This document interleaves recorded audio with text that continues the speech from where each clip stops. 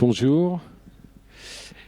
Eh bien, cette fois-ci, merci pour votre présence. Tout est en ordre. Nous pouvons commencer cette rencontre autour des droits sociaux des autrices et des auteurs. Je suis ravi de pouvoir modérer cette rencontre. Ayant travaillé dans le passé pour un OGC, je sais qu'une des principales préoccupations des auteurs et des autrices, qui est d'ailleurs résumée ici dans ce petit calendrier, c'est la déclaration. Ah là là, j'ai oublié de déclarer mon URSSAF. L'URSSAF me demande des sous. Et puis, il faut que je fasse l'IRSEC et les impôts. Donc, on est la plupart du temps sur les devoirs.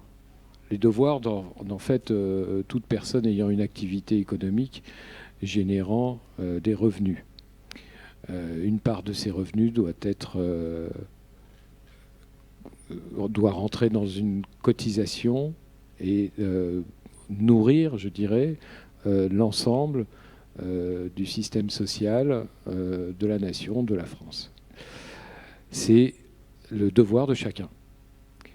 Mais souvent, on oublie la version volée. Le volet des droits.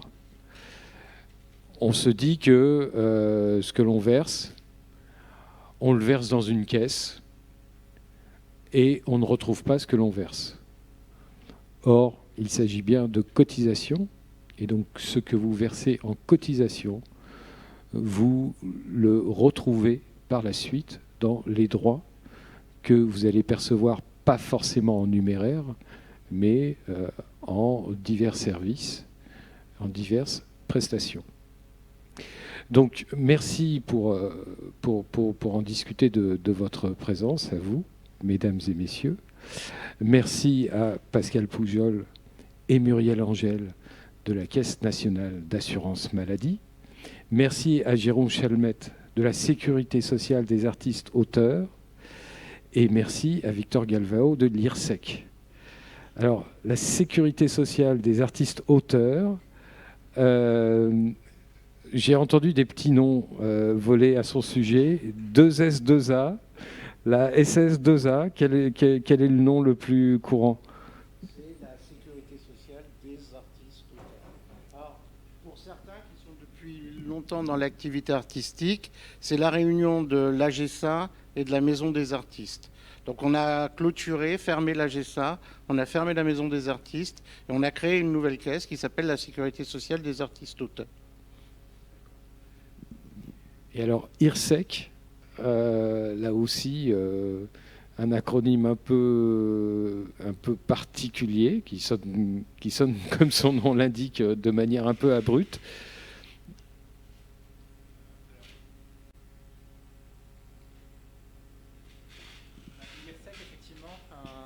Ça peut paraître être un acronyme qui sonne un peu particulier, c'est le résultat d'une histoire. Et tout à l'heure, j'aurai le plaisir de vous parler de retraite complémentaire des artistes-auteurs. Je pense que si on le présente comme ça, c'est beaucoup plus clair. C'est dès lors que vous percevez des droits d'auteur, et on ne parlera bien que de droits d'auteur, comment est-ce que vous cotisez, soit de façon facultative, soit de façon obligatoire, pour votre retraite complémentaire. Là, je vois que l'Assemblée aujourd'hui est extrêmement jeune, c'est rare. Généralement, l'Assemblée est un petit peu plus âgée. Du coup, on verra quelles sont vos questions tout à l'heure. Alors, Caisse nationale d'assurance maladie, je pense que là, on arrive à mieux saisir les choses. La CNAM et pas le CNAM. Mais je vous laisse la parole, puisque je crois que la présentation qui va pouvoir accompagner vos explications est tout de suite... Déjà. Ah bah non. C'est nous oui, déjà. Oui, c'est bien. Juste un point, la CNAM, c'est 107 organismes d'assurance maladie, 107 caisses primaires. C'est donc par répartie, une par département, voire 2 par département.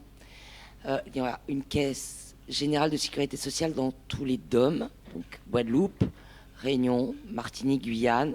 il y a une caisse de sécurité sociale à Mayotte. Donc voilà, c'est tout ça l'assurance maladie. Plus, nous avons les CARSAT aussi, c'est pour la retraite. Et donc voilà, c'est un gros organisme avec plein de petits organismes. Moi, je vais essayer de parler un petit peu de l'affiliation.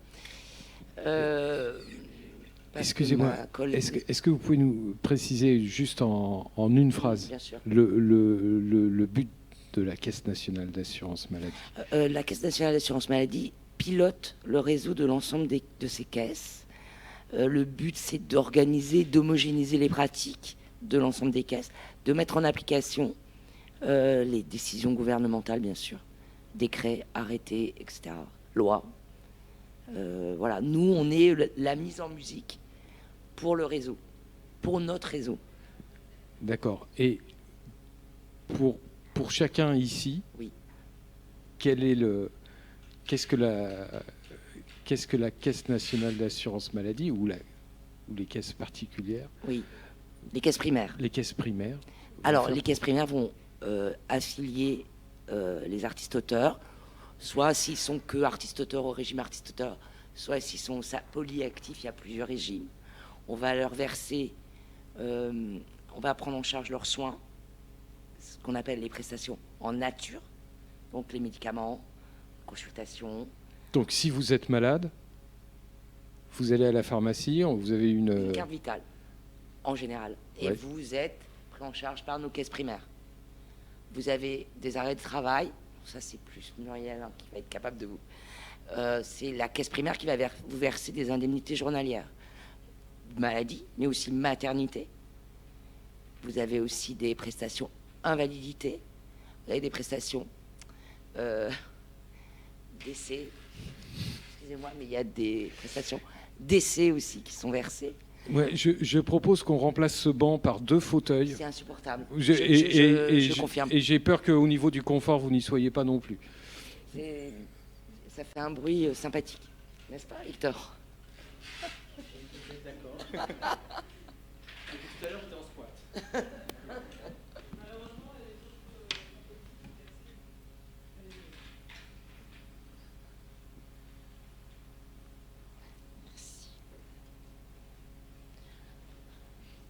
Nous prenons en charge effectivement aussi vos frais hospitaliers, tout ça à l'aide de la carte vitale. Voilà. C'est-à-dire qu'en fait, la carte vitale permet de savoir qui vous êtes oui. et de faire en sorte que le paiement vers la pharmacie, l'hôpital ou autre organisme lui parvienne. Oui. Alors, c'est simplifié, mais oui, c'est la carte vitale qui permet ça, notamment. Mais vous pouvez avoir qu'une attestation et on vous prendra en charge. Je veux faire attention parce que tout le monde n'a pas une carte vitale tout de suite. J'ai pas mal de retours. Donc il y a aussi, vous pouvez recevoir une attestation dans l'attente de votre carte vitale et l'attestation vous permettra quand même une prise en charge. Voilà. Merci. Je vous en prie. Je crois que là, ça devient clair, ça devient concret. Voilà.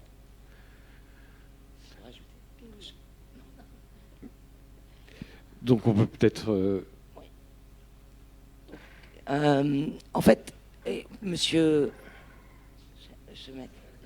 va vous présenter peut-être l'amont. En fait, nous on arrive après lui en fait dans le périple de votre inscription. Mais en fait, depuis 2019, l'affiliation au régime des artistes-auteurs est prononcée par les services de la sécurité sociale des artistes-auteurs et le recouvrement des cotisations est effectué par l'URSSAF du Limousin.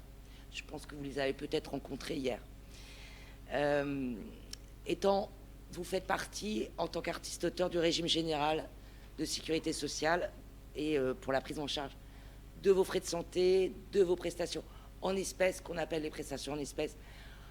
Globalement, c'est les indemnités journalières, les indemnités maternité. Voilà, c'est du sonnant et du trébuchant. Et les frais de santé, c'est le médicament, la biologie, enfin voilà. Et donc invalidité et décès. Toutefois, vous n'êtes pas couvert au titre de votre activité pure artiste-auteur pour les accidents du travail. Et donc, il a la possibilité, mais Muriel est meilleure que moi, vous présentera l'assurance volontaire. Il est possible de se prémunir via une assurance volontaire. Donc, là, pour être attaché au régime des artistes-auteurs, je ne vais pas m'y attarder, parce que c'est du ressort de la sécurité sociale des artistes-auteurs. Ce qu'on peut dire, c'est que l'artiste-auteur doit quand même être rattaché fiscalement au territoire français. Enfin, voilà, pour être pris en charge au titre de la sécurité sociale, il vaut mieux être il faut être résident fiscal français. Alors après, la notion de résidence, voilà, il faudra voir ça avec nos amis des impôts aussi. Un petit point pour les artistes-auteurs.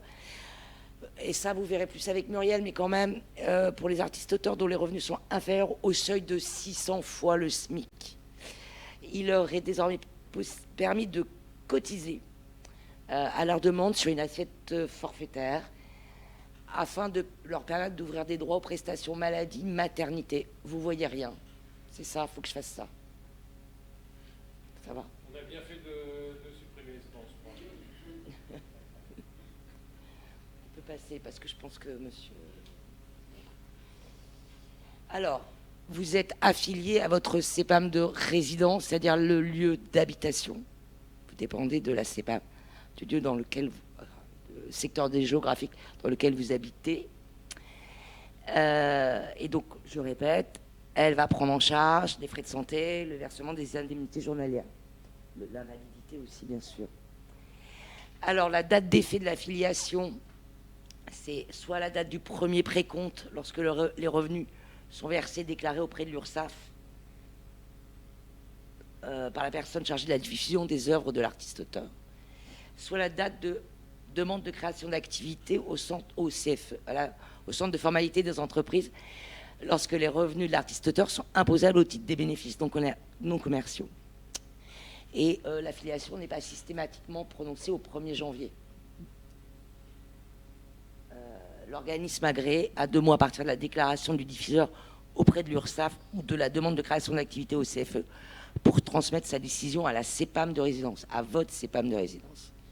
Vous pouvez retrouver... Vous voulez dire que si quelqu'un s'affilie auprès de l'URSSAF, c'est à l'URSSAF. Il ne s'affilie pas auprès de l'URSSAF. Alors, il déclare des revenus auprès de l'URSSAF. Oui. C'est nous la filiation. Merci. Vous reprenez l'avant derrière. Il y a des possibilités de radiation au régime des artistes-auteurs. Et donc là aussi, c'est nos collègues de la sécurité sociale des artistes-auteurs qui prononcent la radiation et nous exécutons. Mais on a à l'assurance maladie un régime qui s'appelle le maintien de droit. Donc si vous avez cotisé pendant un certain nombre de mois, vous avez un maintien de droit, mais c'est un peu compliqué, je ne vais pas vous le faire ici. Mais par exemple, pour les IJ, vous avez le droit à 1 an de maintien de droit aux indemnités journalières à l'issue de votre radiation, au titre des artistes-auteurs. Voilà. Et de toute façon, alors on va rentrer dans le détail de l'assurance maladie, mais quand vous êtes radié au régime des artistes-auteurs, donc à un régime que nous on appelle 160, vous avez soit une autre activité, donc vous êtes toujours affilié au titre de l'autre activité. Si vous n'avez plus d'activité, vous êtes affilié à ce qu'on appelle un régime de résidence, où là vous aurez une prise en charge de vos frais de santé, pas de vos IJ, mais vous serez toujours couvert par l'assurance maladie. C'est pas très clair, si. Vous n'avez plus d'activité, vous êtes quand même couvert au titre de l'assurance maladie pour les frais de santé, à partir du moment où vous résidez en France et vous avez un statut de régulier en France. Excusez-moi, parce que ne plus avoir d'activité, je pense que pour des artistes-auteurs dont l'activité peut constituer à travailler sur un livre pendant plusieurs mois, oui. Et donc pendant ces mois-là, quasiment de ne pas avoir de revenus, oui. Qu'est-ce que ça veut dire ? Oui, mais là, moi, je ne suis pas dans les revenus, je suis dans la prise en charge des frais de santé. C'est-à-dire que si nos collègues de la sécurité sociale des artistes-auteurs estiment sur ces cas-là, hein, lorsque l'artiste-auteur n'a tiré aucun revenu de son activité artistique pendant 5 années, lorsque l'organisme a procédé à l'évaluation d'office des ressources servant à la base de calcul. Enfin, il y a plusieurs situations. Si la sécurité sociale des artistes-auteurs nous dit cette personne est radiée du régime sans artiste-auteur, nous, on va quand même continuer à le prendre en charge au titre des frais de santé sous un autre régime qui s'appelle ce qu'on appelle régime critère de résidence. C'est-à-dire que la personne, elle est sur le territoire français en situation irrégulière depuis plus de 3 mois et elle sera toujours prise en charge au titre de ses frais de santé par l'assurance maladie. Ça n'a rien à voir avec l'activité. D'accord, merci. Oui, voilà. Parce que, par exemple, vous pouvez être ce qu'on appelle sans activité, c'est vrai. Vous n'êtes même pas chômeur. Parce que chômeur, c'est pour nous considéré. Il y a un statut de chômeur. Donc on va prendre aussi en charge les frais de santé, mais ce n'est pas une non-activité. Et étudiant non plus, ce n'est pas une non-activité pour nous. La date de fin d'affiliation est donc la date de sa notification par la sécurité sociale des artistes-auteurs à l'intéressé, ainsi qu'à l'organisme chargé du recouvrement, donc l'URSSAF, et à la CEPAM. Nous, quand la sécurité sociale nous dit cet artiste-auteur n'est plus artiste-auteur pour nous, on va lui chercher un autre régime pour le prendre en charge. Il ne sera jamais laissé sans rien. On va lui trouver un autre régime. Soit parce qu'il a une activité salariée à côté, donc ça ne pose aucune difficulté, soit on va l'affilier à un régime, comme je vous disais, de résidence. Donc il ne sera jamais sans droit. Ça serait dommage. Tout à fait.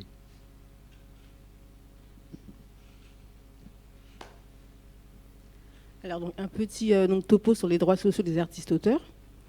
Donc, en fait, ce qu'il faut retenir, c'est que les artistes-auteurs ont vraiment le même périmètre de droits sociaux que les autres assurés. La seule différence porte vraiment sur le périmètre des prestations à accident du travail, maladie professionnelle. Donc, comme vous le disiez, Pascal, pour la prise en charge des frais de santé, il n'y a pas de condition minimale d'activité. En fait, on pourra prendre en charge les dépenses de soins, soit au titre de l'activité d'artiste-auteur, soit parce que l'assuré réside en France. En revanche, pour ce qui est prestations en espèces, dans ce qu'on appelle prestations d'indemnité journalière, maladie et maternité, il y a 2 conditions qui doivent être remplies. Être à jour de ses cotisations et avoir eu des ressources sur une année civile au moins égales à 600 fois le SMIC horaire. Donc là, par exemple, pour 2022, ça équivaut à un montant de 6 342 €.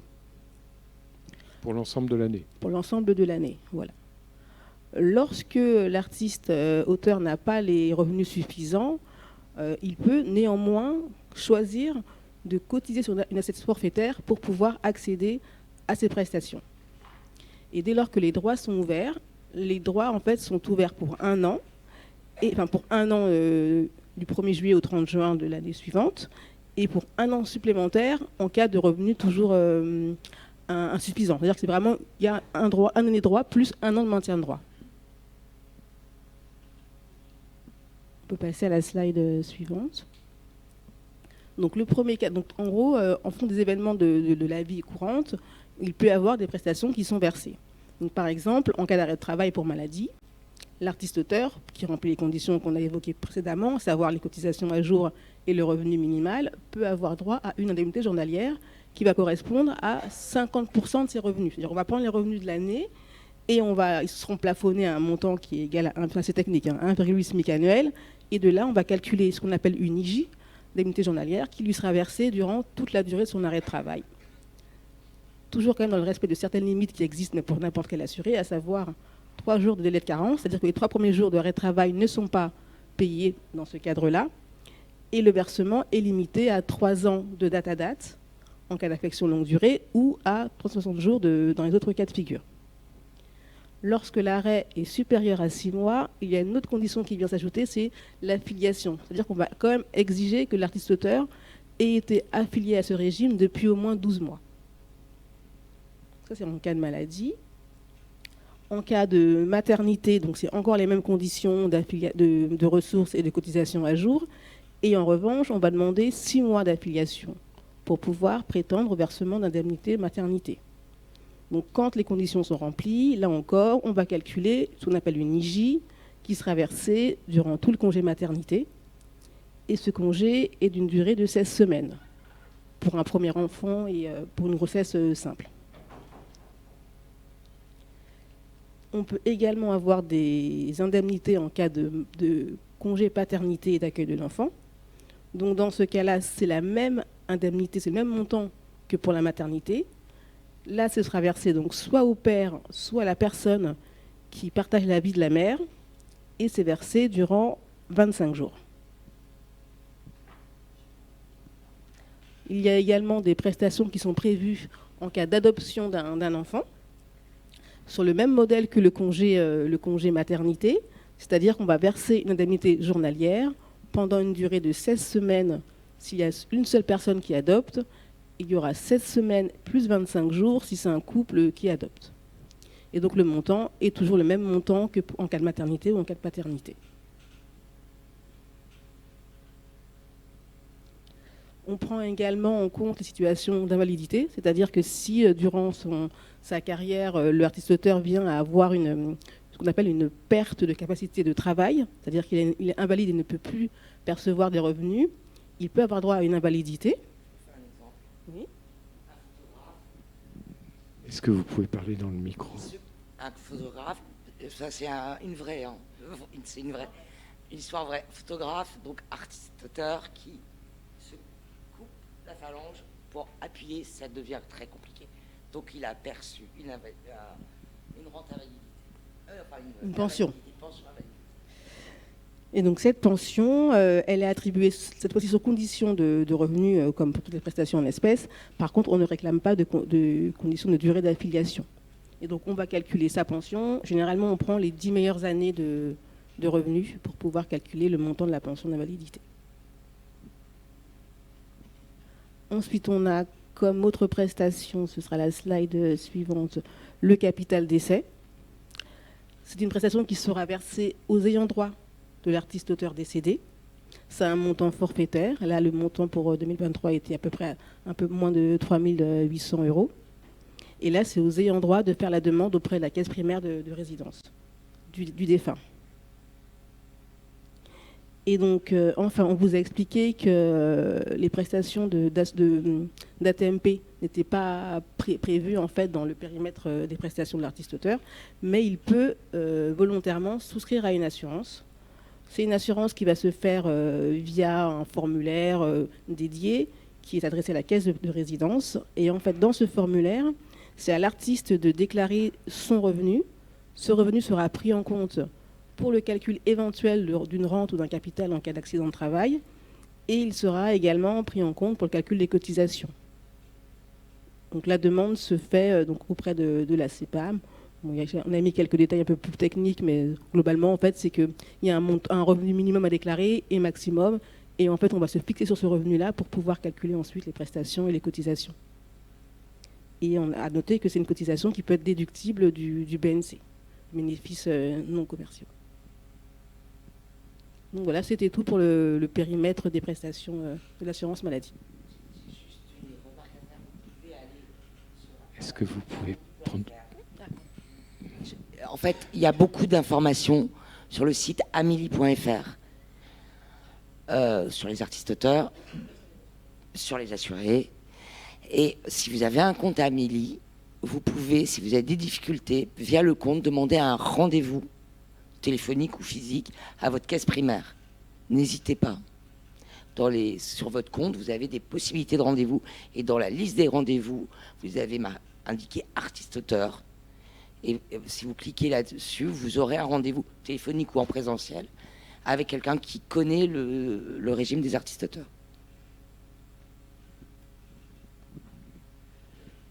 Bien, merci. Jérôme Chalmette pour donc la sécurité sociale des artistes-auteurs. Alors, la sécurité sociale des artistes-auteurs, c'est l'organisme qui va procéder à l'affiliation auprès des caisses primaires d'assurance maladie, comme on vient de vous l'expliquer, des artistes-auteurs. Et pour ce faire, eh bien, on va voir quelles sont les conditions, comment on rentre. Donc, bon, on va peut-être passer le sommaire. Alors, on vous a... Ça aussi, merci. Voilà. En France, on est tous couverts. faut bien comprendre une chose, on est tous couverts pour ce qu'on appelle des risques.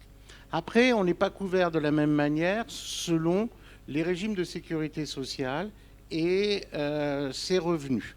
Donc on va passer à la slide suivante. Voilà. Il y a ce qu'on appelle en France les régimes obligatoires de sécurité sociale, les régimes de base. C'est le régime général, le régime agricole, les régimes spéciaux, ceux des fonctionnaires, enfin, les agriculteurs. Il y a le régime de l'assurance chômage, mais attention, les auteurs ne cotisant pas pour le chômage, ils n'ont pas accès à l'assurance chômage.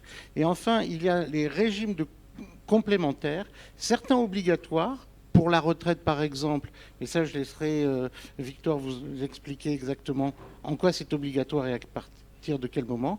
Il y a les mutuelles, les sociétés d'assurance et les institutions de prévoyance.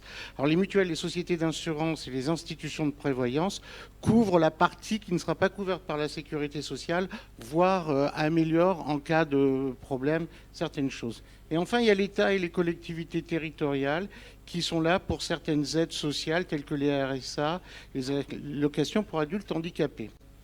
Alors, comme on vous l'a expliqué, tous les Français bénéficient d'une protection sociale. C'est le rôle de la Caisse nationale d'assurance maladie de veiller à ce que nous ayons tous une protection sociale. C'est important.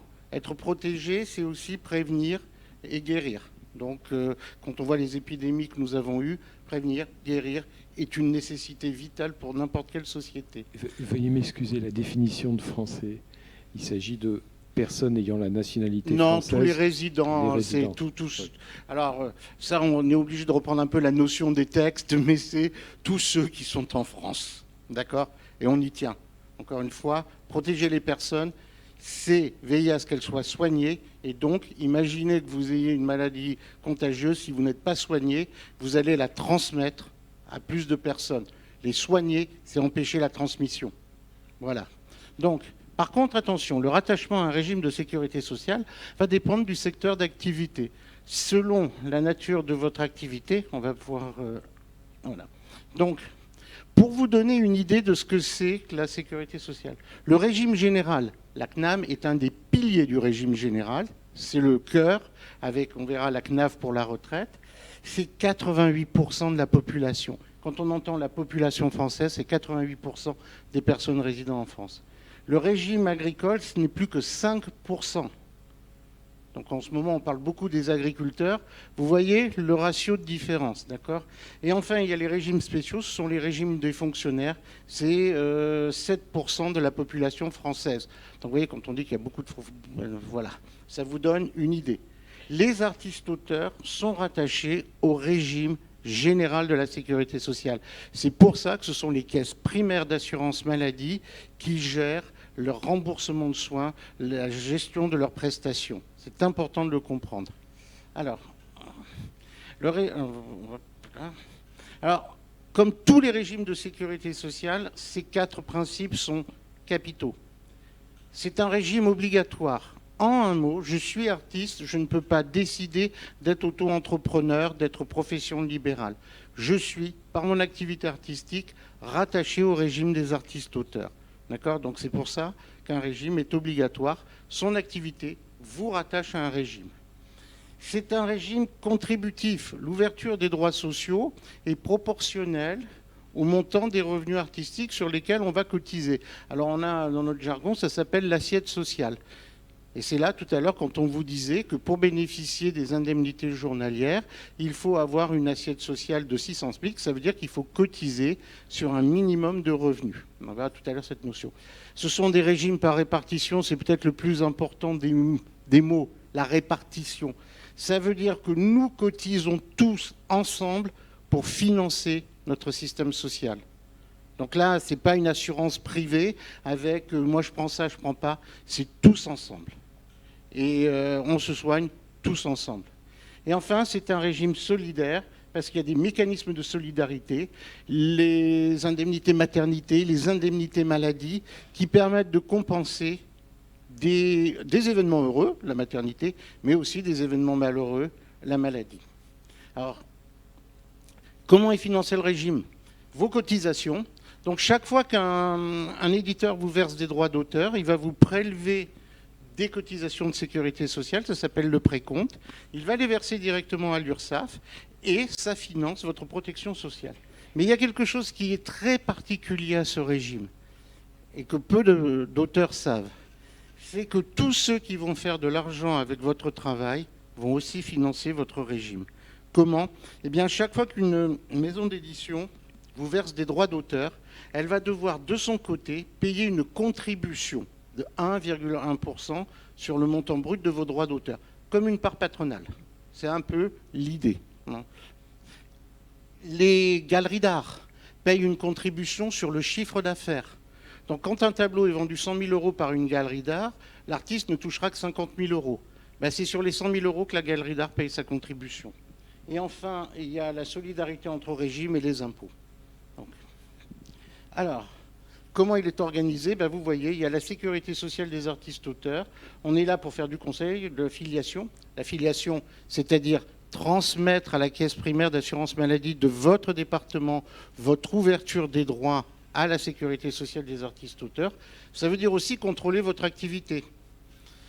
On peut demain vous dire, ben non, votre activité ne relève pas du régime de sécurité sociale des artistes-auteurs. Là, nous, on va vous dire ça, vous avez 2 mois pour contester. Si vous ne contestez pas, on ne transmettra pas votre dossier à la caisse primaire et on préviendra l'URSSAF de clôturer votre compte d'artiste-auteur. D'accord? Mais encore, je le répète, vous avez la possibilité de nous expliquer. Les 3 quarts en ce moment des refus d'affiliation, c'est parce qu'on a marqué, quand on a fait sa déclaration au guichet unique de l'NPI, je fais des trucs dans l'art. Expérience vécue. Je fais des trucs dans l'art. Ben, on va vous dire non. Parce qu'on ne sait pas ce que vous faites, tout simplement. Alors là, oui, vous nous écrivez vite. Ah oui, mais en fait, je suis peintre, je suis dessinateur, je suis illustrateur, voilà ce que je fais. Et puis, ben, on vous affilie, il n'y a pas de problème. Mais je peux vous assurer que parfois, pour dire que je fais des dessins, ça en passe par des méandres. Nos agents, ils sont un peu eux. Donc voilà. Alors, nous, on va vérifier quand même. Attention, aujourd'hui, on a beaucoup de moyens, les réseaux sociaux, on va dire que peu d'auteurs existent en dehors d'Internet. C'est aussi, par exemple, on va s'apercevoir qu'un illustrateur est en fait un tatoueur. Donc là, on va gentiment lui dire qu'après vérification, non. D'accord? Mais c'est déclaratif.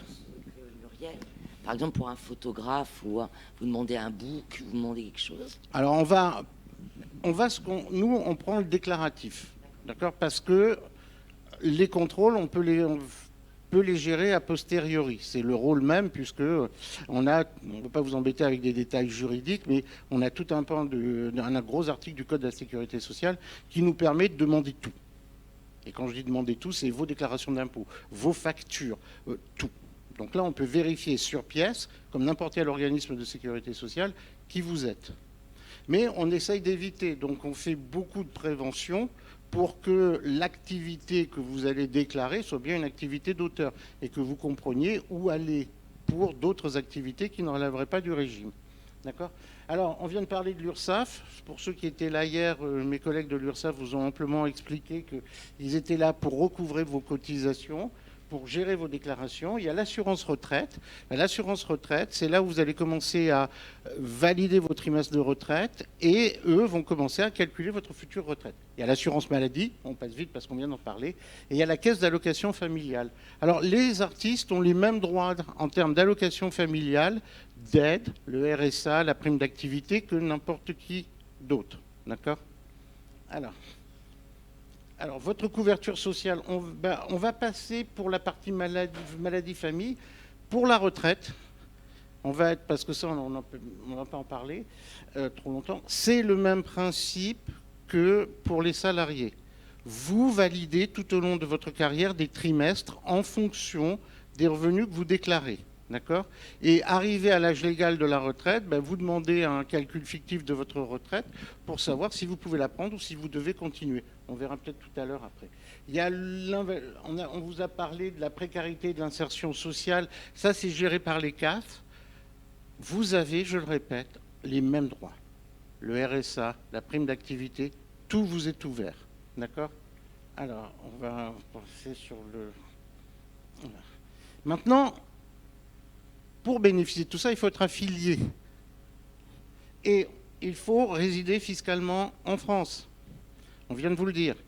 Je suis artiste, j'aime beaucoup Bruxelles parce que c'est une ville sympa, jeune et vibrante et 3 fois moins chère que Paris en termes de loyer. Donc je m'installe à Bruxelles. Je ne suis plus en France, même si mon éditeur est toujours à Paris. Je suis bruxellois. Et la politesse voudrait que je me déclare auprès des autorités belges. C'est très simple, je suis membre de la communauté européenne, ça se fait en quelques clics. D'accord ? Mais je ne suis plus résident français. On a reçu quand même des demandes de caisses primaires d'assurance maladie nous disant comment se fait-il que toutes les factures médicales d'un artiste proviennent de Berlin. Ça voulait dire qu'à un moment donné, la personne, elle habitait Berlin, tout simplement. Et donc, elle devait dépendre. Il y a l'équivalent de la sécurité sociale des artistes-auteurs en Allemagne. Ça existe en Allemagne. Donc, elle aurait dû s'inscrire en Allemagne parce qu'elle devenait résidente. Donc, cette notion de résidence, c'est pas tant où j'exerce mon activité que où j'habite. D'accord ? Il faut exercer une activité d'auteur d'œuvres de l'esprit original et que cette activité soit dans le champ du régime. Alors, je cite un exemple qui est toujours le même, l'architecte. L'architecte est un auteur d'œuvres de l'esprit original, définitivement, mais il n'est pas dans le champ du régime. L'architecte est une profession libérale. D'accord ? Donc, vous voyez que même chez les auteurs d'œuvres de l'esprit, il y a des activités. Et enfin, être indépendant. Alors, je pense qu'ici, à Angoulême, ça ne nous posera pas de problème. Vous êtes dans le domaine de la bande dessinée, il n'y a pas de problème. Mais je pense à ces jeunes graphistes qui nous appellent en nous disant « Écoutez, je voudrais m'inscrire parce que, voilà, on me propose un poste de 6 mois pour remplacer une collègue partie en arrêt maladie dans une agence de pub. Mais on me dit qu'il faut que je facture en indépendant. » Je l'entends, et encore aujourd'hui. Non, ça, c'est plus être indépendant. Ça, c'est être salarié. Alors, pourquoi on insiste ? Vous allez me dire, mais après tout, je peux faire ce que je veux. Pendant 6 mois, vous allez travailler en moyenne, et je connais les agences de pub, 10 heures par jour. En moyenne, sur la semaine, 10 heures par jour. Parce que le samedi, vous serez encore en train de faire des trucs, parce que, voilà, il faut la rendre. Quand est-ce que vous faites votre book personnel ? Quand est-ce que vous démarchez vos clients ? Pas du tout. Nulle part. Vous n'avez pas le temps. Le jour où l'agence vous dit bye bye, si vous avez été salarié, vous avez des indemnités chômage. Et il faut savoir qu'on ne déclare pas au chômage ses revenus d'artiste. Donc ça veut dire que pendant un moment, vous allez pouvoir cumuler votre chômage, vos droits d'auteur, vos revenus de vente d'œuvres. Un point important, je pense que la plupart d'entre vous le savent, mais il y a quand même une différence entre être salarié, donc bénéficier d'un salaire, ou être payé en droit d'auteur. En tout cas, pour celui qui est censé être votre diffuseur, qui ne l'est plus, qui est votre employeur. Et au niveau des cotisations sociales, on n'est pas du tout au même niveau. Exactement. Rappelez-vous qu'un employeur paye, je vais schématiser, ils vont pas être contents, ils payent 50% de cotisation patronale, un diffuseur 1,1%. Donc très vite, la tentation de vous dire « je peux vous payer en artiste-auteur », vous imaginez l'économie. Et c'est pas vous qui... Vous demandez 2 fois, en fait, le salaire voilà. net qui vous est proposé. Voilà. Voilà. Mais rappelez-vous une chose, c'est que si vous êtes salarié sur un CDD, vous terminez votre CDD, vous aurez sans doute de l'indemnité chômage, vous pourrez cumuler et vos droits d'auteur et vos ventes d'œuvres avec l'indemnité chômage puisqu'on ne les déclare pas au chômage. D'accord ? Donc c'est pour ça, c'est juste un aparté pour comprendre ce que c'est qu'être indépendant. Alors, on a dans le régime, on a plein de branches. Mais si vous avez un doute, on va pas si vite, nous avons sur notre site secuartisteauteur.fr plein de fiches qui vont vous expliquer. Mais là, je pense que vous êtes tous des illustrateurs de bande dessinée ou des créateurs dans le dessin. Donc ça, on va peut-être passer un peu vite. Alors, ça c'est important. On vient de vous en parler. Comment je m'ouvre mes droits sociaux ? Eh bien, dès que vous êtes inscrit sur le guichet unique de l'INPI, donc dès que vous avez demandé un numéro de SIRET, ou dès qu'un éditeur vous a prélevé les charges sociales, ça s'appelle le précompte, on va être informé et on va vous affilier à la sécurité sociale. À partir de ce moment-là, vous allez pouvoir bénéficier du remboursement de vos soins et éventuellement de prestations familiales. Attention, elles peuvent être soumises à des conditions de revenus. Dès lors que vous cotisez sur entre 150 et 600 fois le SMIC horaire, vous allez commencer à valider des trimestres de retraite. Et enfin, si vous cotisez sur 600 fois le SMIC horaire, vous allez pouvoir commencer à valider vos 4 trimestres et avoir des indemnités. Je vous le rappelle, pour tout ça, il faut être affilié. On va aller à la diapositive suivante. Alors, on vous a fait une actualisation du SMIC. 150 fois le SMIC, ça veut dire que je cotise sur 1 747 €. Je valide un trimestre. 600 fois le SMIC, c'est 6 990 €. Donc si j'ai 6 990 € de droits d'auteur brut, je suis affilié, je valide 4 trimestres de retraite et je peux commencer à toucher des indemnités, comme on vous l'a expliqué. On va passer à la... Voilà. Alors, comment sont calculées mes cotisations de sécurité sociale ? Pour la plupart des auteurs de bande dessinée, ça va être sur des droits d'auteur déclarés en traitement et salaire. Donc on va avoir là, c'est directement sur le montant brut de vos droits d'auteur. Qui plus est, c'est votre éditeur qui va vous les retirer. D'accord ? Maintenant, de plus en plus d'auteurs font aussi de l'auto-édition. C'est quelque chose que l'on remarque qui est en train de se développer. Là, par contre, ils vont devoir demander un numéro de SIRET. Donc ça veut dire qu'ils vont toucher la totalité de leurs revenus. Les plateformes sur lesquelles ils mettent leurs œuvres en accès vont leur verser la totalité des revenus. Et ils vont déclarer des BNC, bénéfices non commerciaux. Alors on va dire qu'il y a deux cas de BNC. Il y a le micro-BNC et la déclaration aux frais réels. Quand c'est en micro-BNC, vous déclarez aux impôts et à la sécurité et à l'URSSAF le montant brut, 10 000 €. On va enlever 34%, on va rajouter 15% et c'est ce qui fait votre assiette sociale. Quand vous êtes à la déclaration contrôlée, c'est-à-dire que vous déduisez vos frais réels, et on va prendre le bénéfice qui reste, on va rajouter 15% et on va vous calculer vos cotisations. Et c'est sur cette base aussi qu'on va estimer vos droits à la retraite et votre éventuel accès aux indemnités. Alors, on va passer à voilà. Maintenant, il existe, on vous en a brièvement parlé, mais c'est quelque chose de très important. Un artiste-auteur peut avoir des revenus inférieurs à 600 SMIC, à 6 990 €. Eh bien, cet artiste-auteur, c'est le seul, ça existe que pour eux. Il n'y a pas d'autre régime qui propose ça. Peut demander à surcotiser. C'est-à-dire que moi, j'ai par exemple mon assiette sociale, c'est 5 000 €. Je n'ai touché que 5 000 € de droits d'auteur dans l'année.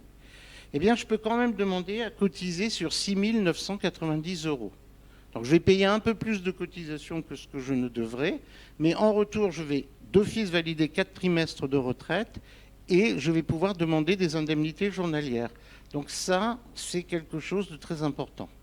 On va passer... Là, on vous a fait un exemple. Vous voyez, pour quelqu'un qui a touché 5 000 € de droits, eh bien, s'il est en assiette réelle, il payera 810. S'il est en assiette avec surcotisation, ça fera 892 €. Ça fait un surcoût annuel de 82 €. Donc, ça fait 20 € par trimestre. D'accord ? Puisque les cotisations sont appelées trimestriellement. Et là, ça vous ouvre des droits supplémentaires. On va passer. Alors, ça, on y va. Ça, on va passer parce qu'on vient de vous l'expliquer. Donc, bon, ça vous explique à peu près ce qui est pris en charge, ce qui n'est pas pris en charge. Donc, vous voyez, il y a une partie de vos soins, mais ça, vous le savez, quand vous envoyez vos demandes de remboursement, tout ne vous est pas remboursé. Une partie reste à votre charge. Donc, on va... Voilà. Oui. Par rapport justement à la prise en charge des frais de santé, effectivement, on n'est pas remboursé à 100%. L'assurance maladie rembourse qu'une partie des soins. La part complémentaire est prise en charge par la mutuelle. Mais quand on a des revenus en dessous d'un certain montant, on peut aussi faire une demande de complémentaire santé solidaire. C'est une sorte de mutuelle qui peut être soit gratuite, soit contributive, mais le plus cher, c'est 1 € par jour, donc 30 € par mois, et qui peut être remboursé à 100% pour ses soins. Donc soins, hospitalisation, médicaments, etc. Et prothèses dentaires, lunettes et... Voilà. Donc on va passer à la slide suivante. Alors justement, on vous disait, si vous cotisez sur 600 SMIC, vous allez pouvoir bénéficier d'indemnités en cas d'arrêt maladie. Il y a quand même quelques conditions. Être à jour du paiement de ses cotisations et justifier d'une assiette sociale égale à 600 SMIC. Alors, on a sur notre site un simulateur d'indemnité journalière. Bon, c'est un simulateur sommaire, mais il vous permet de comprendre ce que c'est qu'une indemnité journalière. Maintenant, être à jour de vos cotisations. Alors, comment ça se passe? Eh bien, la Caisse primaire d'assurance maladie, dès lors qu'elle reçoit une demande d'arrêt maladie, va adresser un fichier à l'URSSAF en posant deux questions. Premièrement, cet auteur est-il à jour de cotisation? Deuxièmement, sur quelle base je dois lui calculer ses cotisations? Donc, si vous tenez à jour votre dossier URSSAF, ça ira vite. Si vous êtes un peu en décalage avec l'URSSAF, ça ira beaucoup moins vite. D'accord? On va passer à la... Alors bon, ça c'est les bons réflexes que tout le monde connaît. Il faut respecter le parcours de soins, il faut mettre à jour sa carte vitale et rattacher, parce que ça on nous le demande, on s'étonne souvent, les artistes-auteurs sont très étonnés, mais les enfants c'est sur la carte des deux parents. Sinon vous pouvez avoir des surprises en pharmacie. Donc voilà. Alors, la vie de famille, je passe vite. Parce qu'on vient de vous en passer, de vous en parler, d'accord? Vous avez tout un ensemble d'aides, vous voyez, on vous a parlé du congé maternité, on passe. Alors, vous avez la prise en charge de frais de santé de l'enfant, des aides à l'éducation, on passe. Alors, un handicap, invalidité, ça aussi, on vient de vous en parler, donc on peut passer. Et voilà, la retraite. Juste une chose, parce que la retraite, c'est un sujet long et compliqué, et je vais laisser à Victor, parce que ça va rejoindre ce qu'il va vous dire. La retraite, c'est deux piliers. La retraite de base, on l'a vu, en fonction de ce que je cotise, j'accumule des trimestres et j'accumule un montant de retraite. Et la retraite complémentaire, qui elle est obligatoire selon vos revenus, ça c'est Victor qui va vous l'expliquer, elle est gérée par l'IRSEC. Et enfin, il y a d'autres régimes de retraite. Voilà. Alors, peut-être, voilà. Comme on vous le disait, selon la base de calcul de vos cotisations, entre 1 700 € et 6 900 €, vous allez tous les ans valider un nombre de trimestres. Nous, aujourd'hui, on commence à liquider beaucoup de retraites d'artistes, enfin à fournir à la caisse, à la CNAV, la Caisse nationale d'assurance vieillesse, beaucoup de données sur les artistes auteurs, et les artistes sont très étonnés en disant « mais je ne comprends pas, il y a plein d'années où j'ai quasiment pas de trimestre validé ». Ben oui, ces années-là, ils ont eu des revenus très faibles. Ils n'ont pas demandé à surcotiser. Et donc, ils n'ont pas validé 4 trimestres. Alors, on peut passer à voilà. Alors, bon, ça, on va passer parce que je vous enverrai voir. Il y a un webinaire. Ça, on va passer aussi.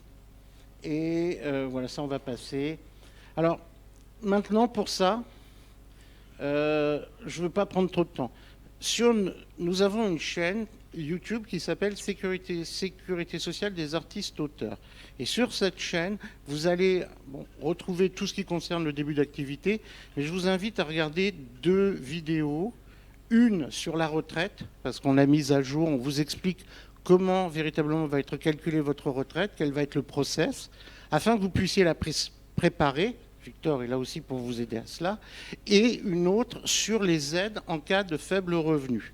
On a une collègue qui a travaillé à la Caisse d'allocation familiale de Paris pendant très longtemps et on lui a fait faire une vidéo dédiée sur toutes les aides. Donc n'hésitez pas à aller consulter ces 2 vidéos parce qu'elles vous détaillent véritablement ce qu'il faut faire dès maintenant. Dès maintenant. Pas à 50 ans. Ce sera un peu tard. C'est maintenant qu'il faut agir. D'accord ? Je pense que c'est bon. Ah, voilà, une dernière chose.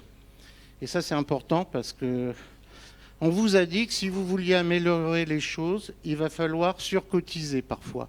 Donc, acceptez de payer des cotisations supérieures à vos revenus. D'accord ? Sur 600 SMIC. Eh bien, nous avons un fonds d'action sociale qui peut prendre en charge ces cotisations. Alors, bien sûr, c'est conditionné à un certain nombre de revenus. Mais si vous prenez la décision de dire cette année, je veux quand même valider mes 4 trimestres de retraite, je veux garder la possibilité d'avoir des indemnités journalières parce que je suis un peu inquiet sur ma santé, vous surcotisez et on pourra vous aider en payant la surcotisation. Donc ça, c'est important. On peut le faire 3 années de suite. Ensuite, il faut une interruption et puis on peut le refaire 3 années de suite. Donc cette aide, elle est gérée par une commission qu'on appelle la commission d'action sociale. Ce sont des artistes qui siègent à la commission d'action sociale. Ce ne sont pas nous. Nous, non. Nous, on présente votre dossier, mais ce sont les artistes qui décident pour vous. Donc vous décidez pour vous au niveau de cette aide. Voilà. On vous a fait des exemples, mais ça, c'est juste pour votre information. D'accord ? Alors ça, on va arrêter là pour moi, parce que toutes ces informations sur le RSA, la prime d'activité, sur toutes les aides auxquelles vous pouvez bénéficier, allez voir notre vidéo sur les aides en cas de faible revenu sur notre site internet. Elles sont toutes détaillées par une spécialiste en plus, qui s'y connaît à ce niveau-là, je vous l'avoue, mieux que moi, et ça vous permettra vraiment de savoir à quelle aide vous pouvez prétendre. Voilà, je vais laisser maintenant la parole à Victor. Alors vous avez déjà eu beaucoup d'informations. Je vais essayer d'être assez synthétique, vous donner vraiment uniquement l'information dont vous avez besoin pour vous retrouver quand vous recevez un appel de cotisation, comprendre ce que vous recevez, pourquoi vous le recevez et ce qu'il faut faire. Juste un petit sondage rapide. Qui a déjà entendu parler de l'IRSEC, du RAP, le RAP? Bah. Le rap, ça a fait beaucoup de bruit il y a 4-5 ans. Oh, plus que ça, c'était 2016. Ah oui, j'ai la mémoire un peu vague, mais enfin bon, il y avait des auteurs dans la rue à ce moment-là. Tout à fait. Le dernier passage de l'IRSEC à Angoulême est resté comme une petite cicatrice, mais depuis, il y a eu beaucoup de pédagogie qui a été faite, et puis tout est rentré dans l'ordre et vous allez comprendre pourquoi. L'IRSEC, si on a demandé à quelqu'un de faire une petite modélisation graphique, et c'est ça. Ça a l'air compliqué, mais en fait, quand on décortique le truc, finalement, c'est pas si compliqué que ça. Vous me confirmerez ça dans une vingtaine de minutes? J'ai une vingtaine de minutes, Laurent? C'est ça. C'est ça? Allez, 22. Ouf, euro-million. Alors, vous allez voir que concrètement, on peut largement simplifier ce dessin. Je l'aime bien parce que pour le coup, c'est un auteur à qui on a expliqué les règles, qu'il a fait quasiment tout seul et il s'en est sorti. Et j'ai envie de dire que concrètement, on s'est dit, bon, c'est pas si compliqué que ça finalement. Slide suivant. Il est sur le site. Voilà. Donc, qu'est-ce que l'IRSEC? L'IRSEC, tout d'abord, vraiment de façon très rapide, ça a été créé dans les années 60, mais tout ça, je vais passer dessus. C'est un organisme qui est de sécurité sociale, qui gère 3 régimes de retraite complémentaires. Le RAP, que je viens d'évoquer, donc pour tous les artistes, auteurs, quel que soit le domaine de création, plasticien, scénariste BD, auteur du livre, quelle que soit la profession, tout ce qui est domaine audiovisuel, musique, etc., etc. Vous avez le RACL pour les droits SACEM, vous avez le RACD pour tout ce qui est univers audiovisuel dramatique, fiction, animation, et tout ce qui est spectacle vivant. Sur le RACL, le RACD, j'en parlerai quasiment pas aujourd'hui. S'il y a des personnes qui ont des droits SACD, des droits SACEM ou ce genre de choses, j'en parle avec plaisir après. Aujourd'hui, je pense que quasiment tout le monde est concerné plutôt par le RAP, puisque c'est là que l'on retrouve uniquement tout ce qui est droit d'auteur issu de tout ce qui est littérature, tout ce qui est univers de la BD, tout ce qui est univers du livre. Juste pour votre information, l'IRSEC n'est pas une multinationale. Nous avons un siège à Paris, c'est 40 personnes. Donc quand on nous dit mais vous êtes 4000, vous pourriez nous répondre dans les 24 heures? Non. On est 40 pour tout faire, de l'hôtesse d'accueil, de la femme de ménage, jusqu'à tout le monde. Et ces 55 administrateurs qui sont des administrateurs qui sont des artistes-auteurs en activité ou qui ont déjà pris leur retraite, qui connaissent vos difficultés, qui savent s'adapter, qui, comme vous, perçoivent des droits d'auteur. Ils sont dans tous les secteurs de la création aussi. C'est un CA c'était un conseil d'administration qui vraiment représente tous les univers de la création. Vous êtes environ 80 000 cotisants chez nous, pour 20 000 retraités. Là, comme ça me permet juste de faire un petit focus sur, j'entends quasiment tous les jours, mais à quoi ça sert de cotiser? De toute façon, dans 3 ans, vous n'existerez plus. La prochaine réforme, on n'a plus de retraite. Vous voyez que concrètement... Ça fait 30 ans que j'entends ça. Voilà, moi ça fait 20 ans que je travaille, ça fait 20 ans que je l'entends quasiment tous les jours. Et pour le coup, vous voyez, vous faites une rapide division, vous voyez bien que le ratio est largement favorable. Il y a des régimes qui ont un ratio qui est beaucoup moins favorable, c'est vrai, mais pour ce qui concerne les auteurs du rap notamment, aujourd'hui, selon les études que l'on fait faire tous les ans, puisqu'on a l'obligation de faire des études sur la viabilité de vos régimes, si on devait ne plus encaisser aucune cotisation, il serait possible de payer les retraites actuelles pendant 27 ans. La GIRC-ARCO, c'est 6 mois. Ça vous donne à peu près un élément de comparaison de la viabilité du régime, de la pérennité du régime. Bien sûr, il peut y avoir des réformes, bien sûr, il peut y avoir des modifications, mais les réserves qui ont été accumulées par les artistes-auteurs précédents sont acquises au régime des artistes-auteurs. Donc, aujourd'hui, plus si on devait tout arrêter, c'est 27 ans de prestations. Donc, quand j'entends « je n'aurai pas de retraite demain », non, c'est clairement faux. Il suffit de prendre des chiffres statistiques. Donc là, je viens de le dire, la caisse IRSEC, ce sont 3 régimes, le RAP, le RACD, le RACL. On peut passer au slide suivant, ça j'en ai déjà parlé.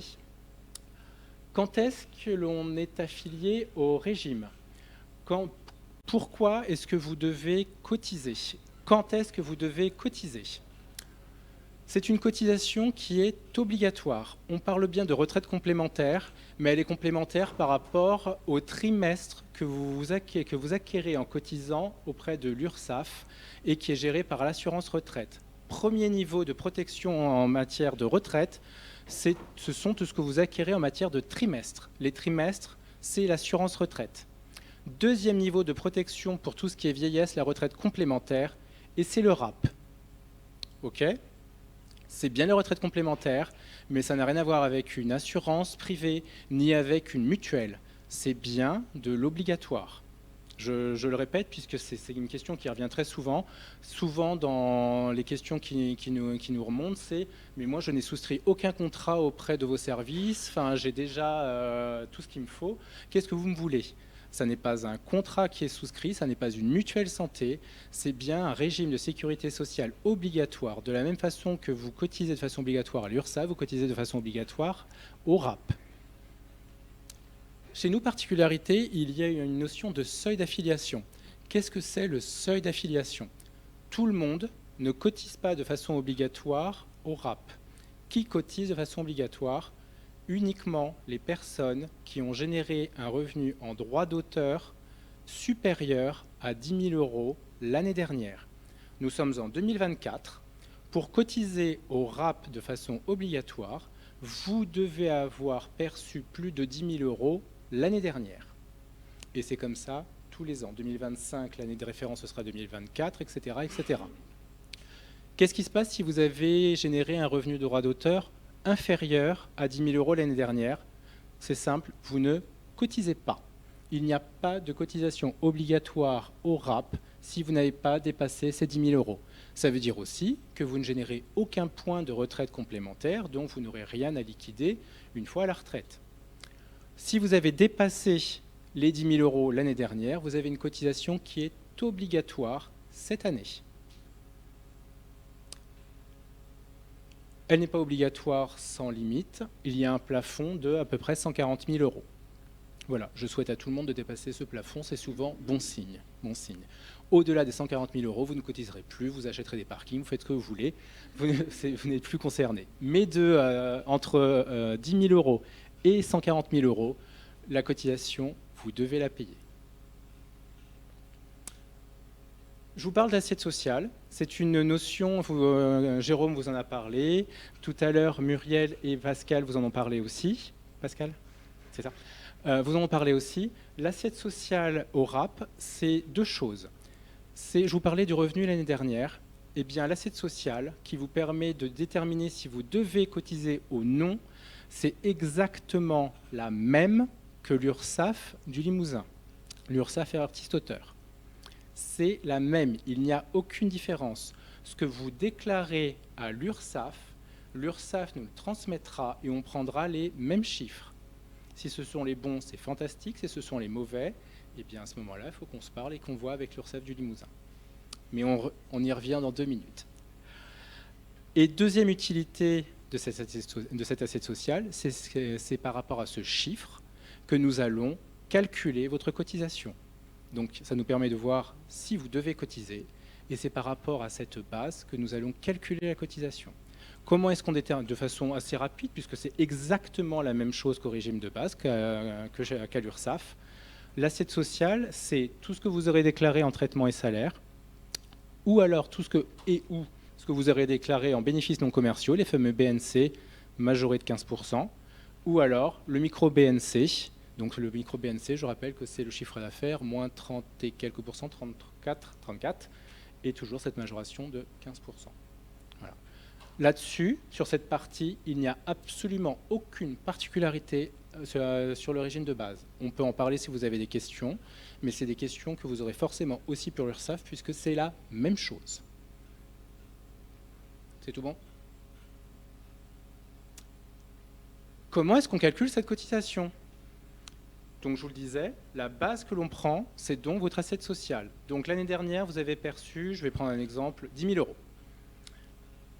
€. Vous dépassez donc le seuil d'affiliation cette année, vous devez une cotisation. Nous allons prendre ces 10 000 €, nous allons appliquer un taux de cotisation de 8%, puisque le taux qui est applicable depuis 2017, c'est 8%, ce qui fait une cotisation de 800 €. Donc vous avez une cotisation obligatoire à payer cette année de 800 €.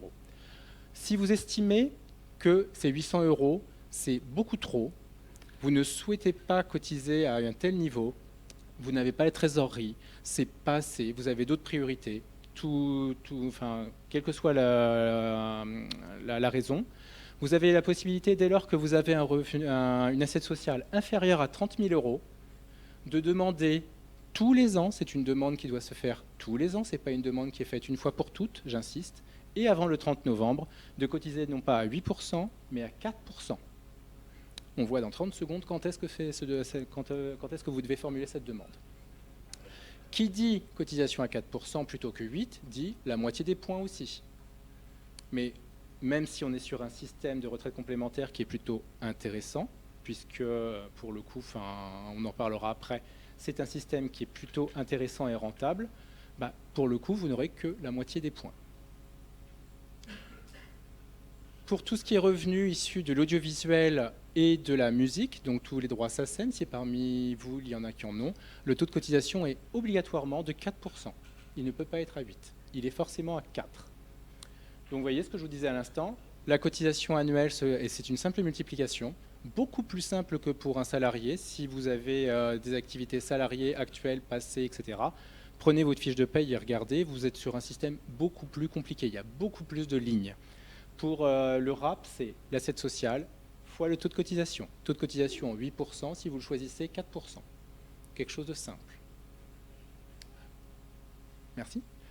En tant qu'auteur du livre, vous avez un avantage en matière de retraite complémentaire qui est la possibilité d'avoir une prise en charge d'une partie de votre cotisation par la SOFIA. Est-ce que la SOFIA, c'est un organisme qui vous évoque quelque chose? Non? Oui? Un peu les deux? Vaguement? Bon. La SOFIA, c'est l'organisme qui gère le droit de prêt en bibliothèque et qui perçoit aussi une partie de la rémunération de la copie privée. Lorsque la SOFIA a été mise en place en 2004 ou 2005, dans ces eaux-là, c'est aussi à ce moment-là que les auteurs du livre, de façon très schématique, ce sont les écrivains, les traducteurs littéraires, les photographes du livre, les scénaristes de BD, les auteurs de BD. Il m'en manque un. Bon. Merci. C'était celui qui me manquait. Donc les illustrateurs du livre n'avaient pas de retraite complémentaire avant 2005. Cette retraite complémentaire est devenue obligatoire pour eux à partir de 2005. Et du coup, elle s'est mise en place très tardivement par rapport à tous les autres secteurs de la création qui, eux, avaient une protection complémentaire depuis les années 60. Donc, ce qui a été décidé à l'époque, c'est en gros que cet organisme qui se mettait en place pour gérer le droit de prêt en bibliothèque devait consacrer une partie de son financement à la prise en charge des cotisations des auteurs du livre. Donc, Dès lors que vous êtes auteur du livre, un auteur du livre se définit comme donc, les professions dont je viens de vous parler et qui tirent plus de la moitié de leurs revenus de contrats d'édition. Si vous tirez plus de la moitié de vos revenus de droits d'auteur de contrats d'édition, vous êtes considéré comme étant un auteur du livre. Et dans la mesure où vous êtes auteur du livre, vous avez cet organisme qui est la SOFIA, qui va prendre en charge la moitié de votre cotisation. Donc si je reprends mon exemple tout à l'heure à 800 €, ça veut dire qu'en gros, vous n'aurez que, entre guillemets, la moitié à payer, donc 400 €. Et vous aurez bien les points qui correspondront à 800 €. Pour les auteurs du livre, c'est un superbe avantage. C'est vraiment un très très bon avantage. Il y a assez peu de professions qui ont la moitié de leur cotisation prise en charge. Comment est-ce que l'on sait que vous êtes auteur du livre? C'est l'URSSAF du Limousin qui vous identifie comme tel. C'est elle qui a vos déclarations. C'est l'URSSAF du Limousin qui connaît les diffuseurs. Elle applique un filtre par rapport aux diffuseurs, par rapport à la nature de vos droits d'auteur, et qui nous dit « telle personne est auteur du livre ». Vous allez me dire, l'URSSAF du Limousin monte en charge, c'est un organisme qui s'occupe de ça assez récemment, il peut y avoir des loupés. Effectivement, il peut y avoir des loupés. Il n'y en a pas tant que ça, là pour le coup, vraiment il n'y en a pas tant que ça, mais ça peut arriver. Si en tant qu'auteur, vous considérez que plus de la moitié de vos revenus sont issus de contrats d'édition, vous devez nous contacter de façon à ce que l'on puisse regarder la nature de vos différents revenus et voir si effectivement vous auriez dû avoir cette prise en charge. Si tel est le cas, nous vous appliquerons cette prise en charge SOFIA et nous adresserons la facture complémentaire à la SOFIA. Puisque c'est comme ça que ça s'organise, nous allons vous demander de payer 50% de l'appel de cotisation et nous envoyons le reste à la SOFIA qui, au mois d'avril, généralement, nous reverse le montant annuel. Non. Non, pas du tout. La SOFIA, pour le coup, n'a aucune visibilité sur la retraite complémentaire des auteurs. Déjà, d'une, elle n'a pas à savoir l'exhaustivité de vos revenus, elle n'a pas à le savoir, elle ne le sait de toute façon pas, elle connaît éventuellement la partie qu'elle vous reverse, mais vous pouvez parfaitement ne pas être adhérent à la SOFIA et avoir cette prise en charge par cet organisme. C'est vraiment au niveau de la retraite complémentaire que ça se joue. La SOFIA, en la matière, est un organisme payeur. D'autres questions? Non.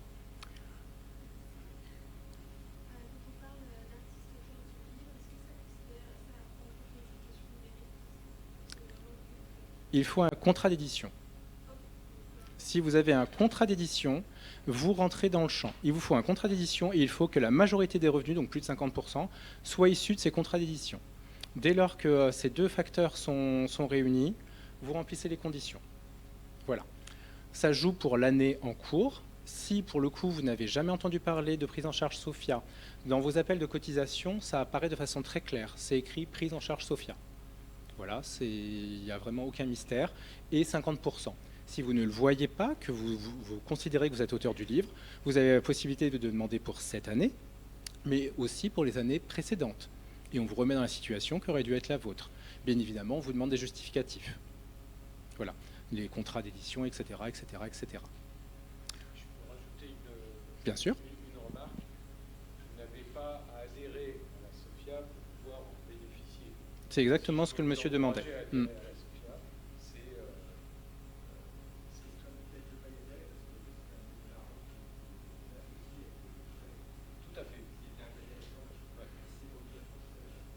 Alors, je rectifie. Pour la retraite complémentaire, pour avoir les 50%, ça n'est pas nécessaire. Évidemment, pour le droit de prêt en bibliothèque et autres, oui, allez-y, foncez.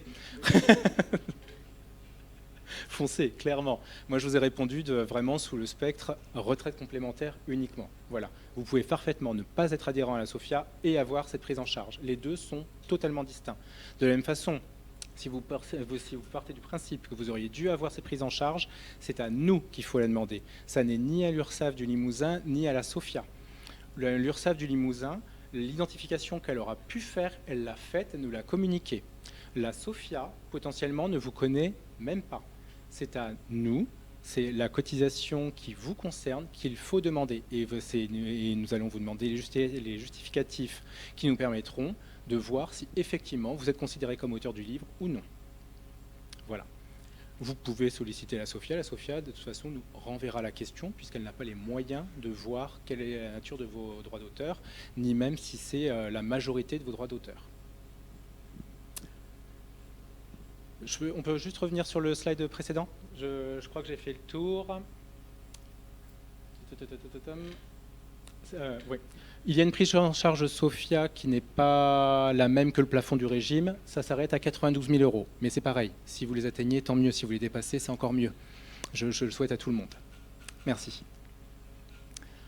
Comment est payée la cotisation due au RAP?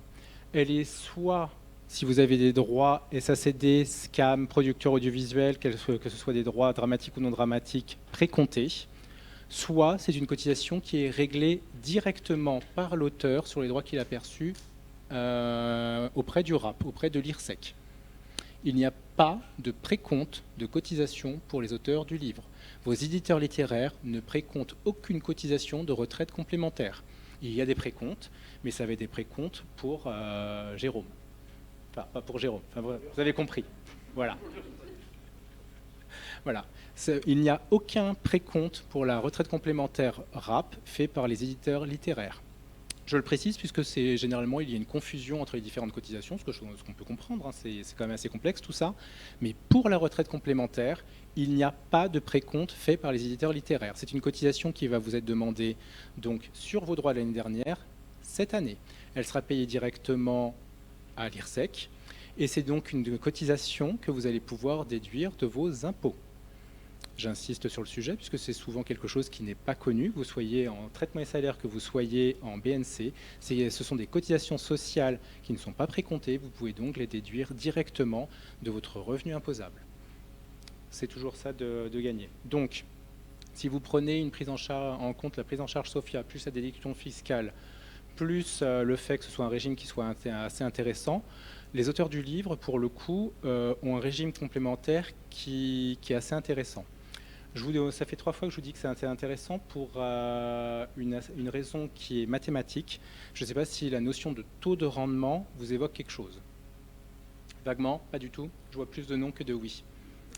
Le taux de rendement, si je devais le définir de façon très synthétique, le taux de rendement au RAP est de 10,9%. Ça veut dire que, une fois à la retraite, vous récupérez l'intégralité de vos cotisations en 8 à 9 ans.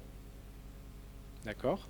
Je suis salarié, le taux de rendement des régimes Agirc-Arrco est autour de 5,7, il me semble, de mémoire. Je récupère l'intégralité de ma mise, si je devais prendre le vocabulaire casino, en 28 ans. Donc, je vais être retraité à 64 ans si tout va bien, enfin 67 parce que j'ai commencé tard, plus 28.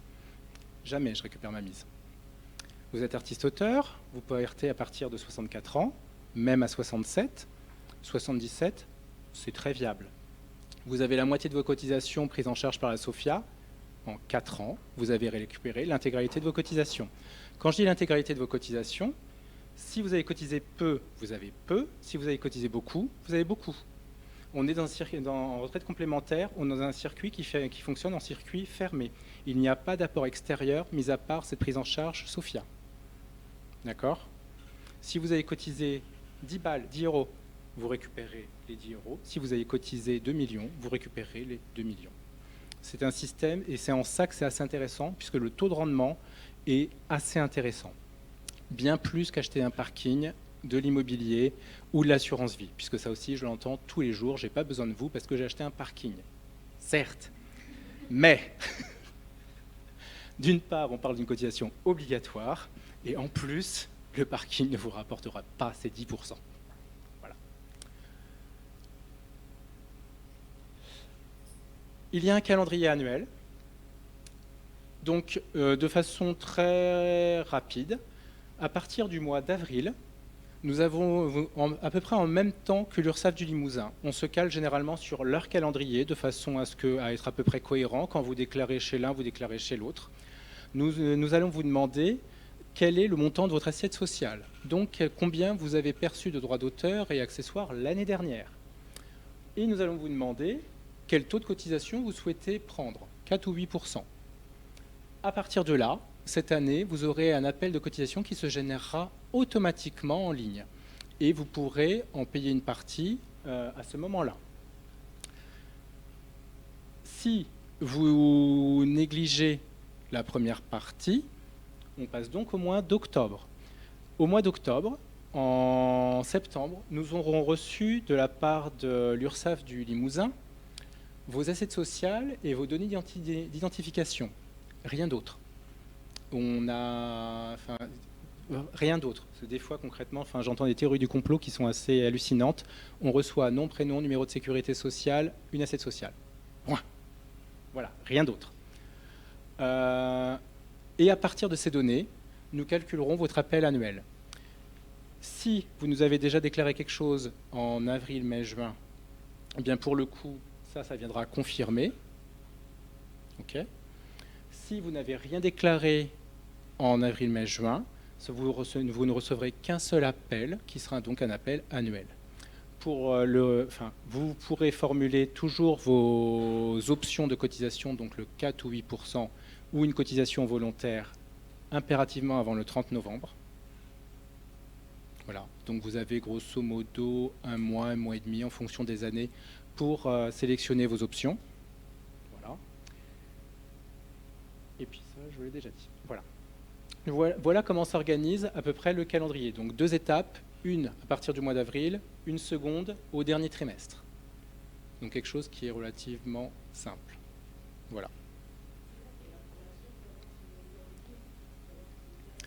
L'information qui est sur l'auteur du livre, au mois d'avril, vous nous le déclarez.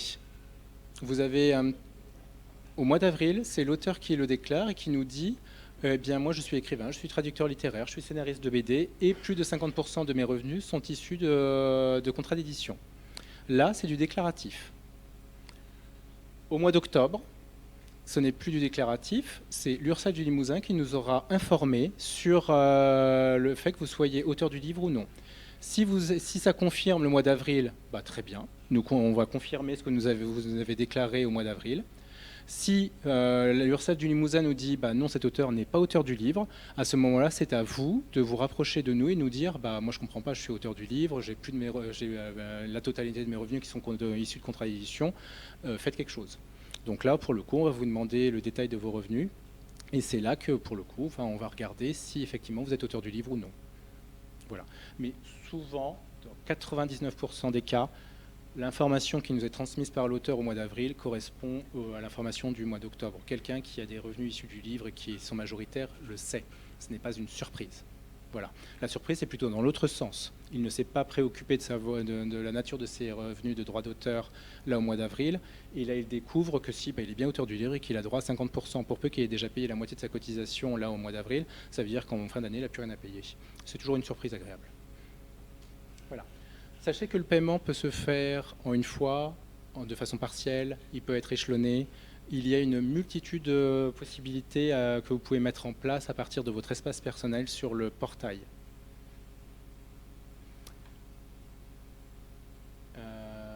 Je vous parle du portail dans 2 minutes. Pourquoi cotiser ? Parce que bon, c'est bien joli de cotiser, je vous parle de déduction fiscale, je vous parle de taux de rendement, etc. etc. Dites-moi.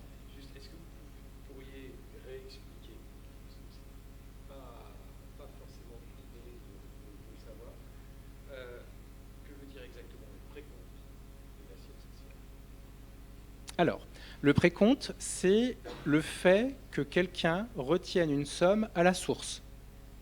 Comme pour les impôts, tous les mois, vous avez votre employeur si vous êtes salarié, vous avez l'assurance vieillesse si vous êtes retraité, quel que soit, qui retient à la source une somme en paiement de quelque chose. Là, le précompte qui nous intéresse, si vous avez des droits SACEM, voilà.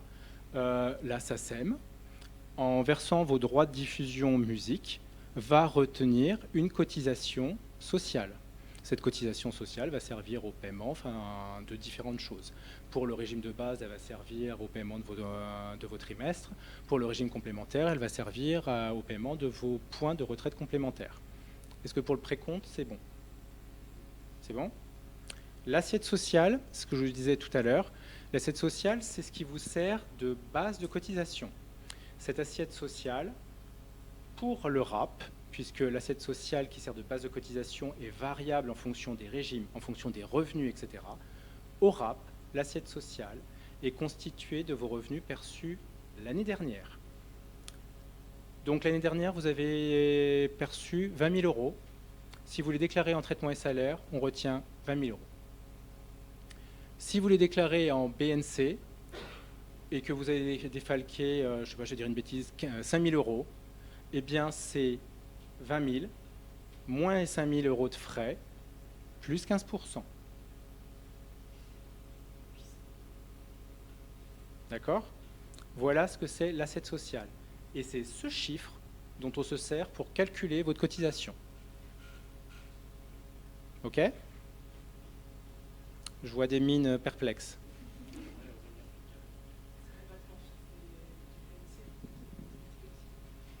Quoi donc ? Oui.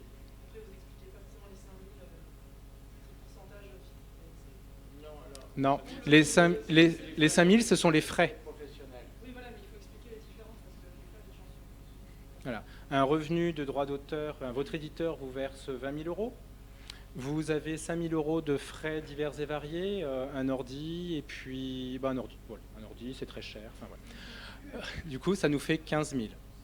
Vous avez une majoration de 15% de ces 15 000. Donc 15% de 15 000, quelqu'un sait ce que ça fait ? Moi, je ne sais pas faire cette tête. 2002. Donc 16, 17. Donc votre assiette sociale, c'est 17 700. 17 500. Voilà. Ça, c'est votre assiette sociale si vous êtes en BNC. Après, tout ce qui est... C'est... Comment dire ? Vous avez plein de combinaisons. Vous pouvez déclarer une partie de vos revenus en traitement et salaire, une autre partie en BNC. Nous, on prend la globalité. Voilà.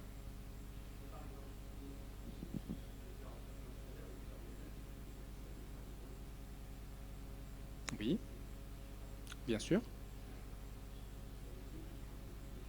Exactement. Donc, si je reprends mon exemple, vous partez de 20 000, c'est le brut. Vous retirez les charges, c'est les 5 000. Après, quel que soit le montant des charges, c'est un exemple. Si 20 000, vous retirez 19 000 de charges. Bon, à ce moment-là, vous n'avez plus de cotisation, vous êtes à 1 000. Bon.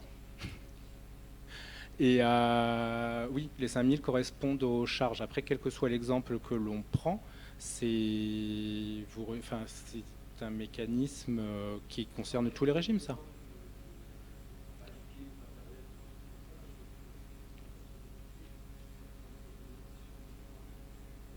Non, ça dépend. Fiscalement, Moi, je t'en prie. Fiscalement, on va dire que les auteurs, principalement, sont en traitement et salaire. C'est-à-dire qu'ils encaissent des droits d'auteur. Les diffuseurs, la SACEM, la SACD et autres, les OCC, prélèvent directement à la source les cotisations et les versent. L'assiette sociale, là, c'est le droit d'auteur brut. Et fiscalement, on va déclarer son droit d'auteur brut. Ensuite, d'autres artistes, eux, peuvent avoir des frais assez importants. Je pense des graphistes, par exemple. Eux, ils vont choisir les BNC. Là, ils vont soit avoir un abattement forfaitaire. Ça veut dire que l'inspecteur des impôts va leur dire « je vous enlève 34%. Donc, je déclare 10 000 euros. Il va m'enlever 3 400 euros de frais professionnels. Le bénéfice, ce sera donc 10 000 moins 3 400. Je crois que ça fait 6 600 euros. D'accord ? L'assiette sociale, ce sera 6 600 plus 15%. Et si je suis aux frais réels, donc j'ai une autre manière de déclarer mes BNC, c'est aux frais réels. Là, je déduis tous mes frais. Attention, il faut avoir un comptable, il y a des règles très strictes, d'accord, pour être aux frais réels. Ben là, c'est simple. Mon bénéfice, c'est mes recettes moins mes frais professionnels. Donc, imaginons que ça fasse 10 000 euros. J'ai eu 20 000 euros de chiffre d'affaires, 10 000 euros de frais professionnels. J'ai 10 000 euros de bénéfices. Mon assiette sociale, ce sera 11 500 euros, 10 000 euros plus 15%. Donc, rappelez-vous toujours que l'assiette sociale, c'est jamais... Alors, sauf en droit d'auteur, traitement et salaire, mais quand on est en BNC, c'est le bénéfice plus 15%. Est-ce que c'est plus clair ?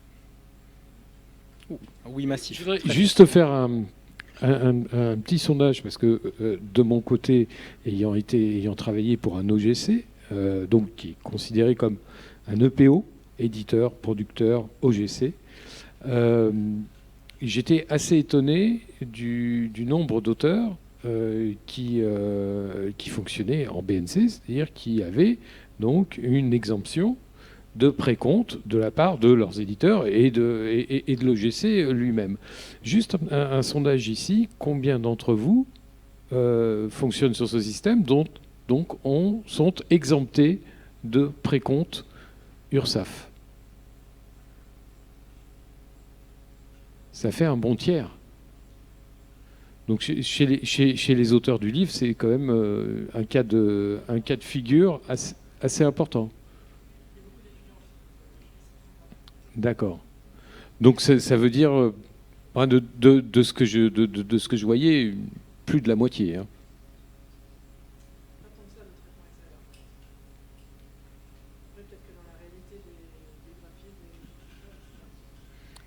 Nous, de ce que l'on peut constater, mais vraiment, c'est vraiment de la stat au doigt mouillé, les auteurs du livre sont plutôt en traitement et salaire, les graphistes sont plutôt en BNC, les plasticiens aussi, les photographes, c'est assez variable. Voilà. Mais les auteurs du livre sont plutôt traitement et salaire. Il y a assez peu de choses à défalquer. Madame ?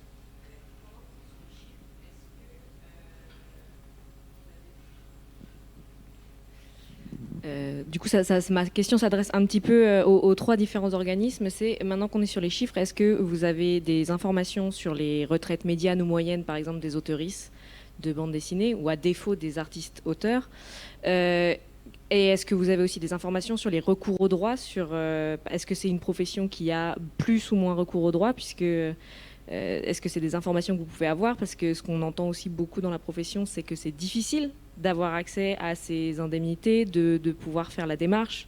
Et donc la question, c'est est-ce qu'au final, on n'a pas aussi des personnes qui comment dire, c'est pas qu'elles n'ont pas accès à ces prestations-là, c'est juste que c'est compliqué et qu'elles renoncent en fait à ces prestations-là. Et est-ce que vous avez des informations là-dessus? Alors, il y a deux volets. Pour tout ce qui est indemnité, etc., c'est pas la retraite complémentaire. La retraite complémentaire sert des retraites. Du coup, le recours, c'est quand vous avez l'âge, vous demandez votre retraite. Vous avez des outils qui sont super bien faits aujourd'hui, qui listent vraiment l'intégralité des régimes auxquels vous avez cotisé. Et il faut vraiment aller les décocher pour ne pas demander cette retraite auprès de cet organisme. Je dis ça, c'est extrêmement bien fait dans le sens où il y a encore 10 ans, il n'y avait pas ce site internet qui permettait de tout centraliser et du coup vous pouviez parfaitement oublier un régime auquel vous aviez cotisé à 22 ans et forcément quand vous en avez 60, vous avez complètement oublié quoi. Aujourd'hui, ça n'est plus possible d'oublier un régime. C'est à moins d'aller de le décocher, mais je ne vois pas quel serait l'intérêt de me dire je ne veux pas de la retraite de cet organisme. Ça n'a pas de sens. Je l'ai vu une fois et c'était pour des questions fiscales. Bon. Autant dire que c'est très marginal. Du coup, le recours au droit, on a finalement assez peu de retraites non liquidées au RAP. Voilà. Peut-être qu'en matière maladie, c'est le recours au droit, je pense que ça prend une dimension autre. Si vous avez des éléments de réponse, je vous passe le micro. Mais en matière de retraite complémentaire, vraiment, c'est plus la question. Ça a pu l'être il y a 15-20 ans, un phénomène de non-liquidation de petites retraites, puisque vous avez des carrières assez aléatoires, en dents de scie, et du coup, vous avez pu écrire, je vais prendre un exemple assez grossier, mais de façon à ce que ce soit très clair, un bouquin à 25 ans qui vous a généré des droits pendant 1 an, 2 ans, 3 ans, et puis après, vous avez complètement changé d'activité, vous êtes devenu, dentiste. Voilà, et vous n'avez plus jamais perçu de droit d'auteur. Et c'est vrai que 40 ans plus tard, vous pouvez avoir complètement oublié ces régimes auxquels vous avez cotisé à 20 ans. Et bien aujourd'hui, avec ce site,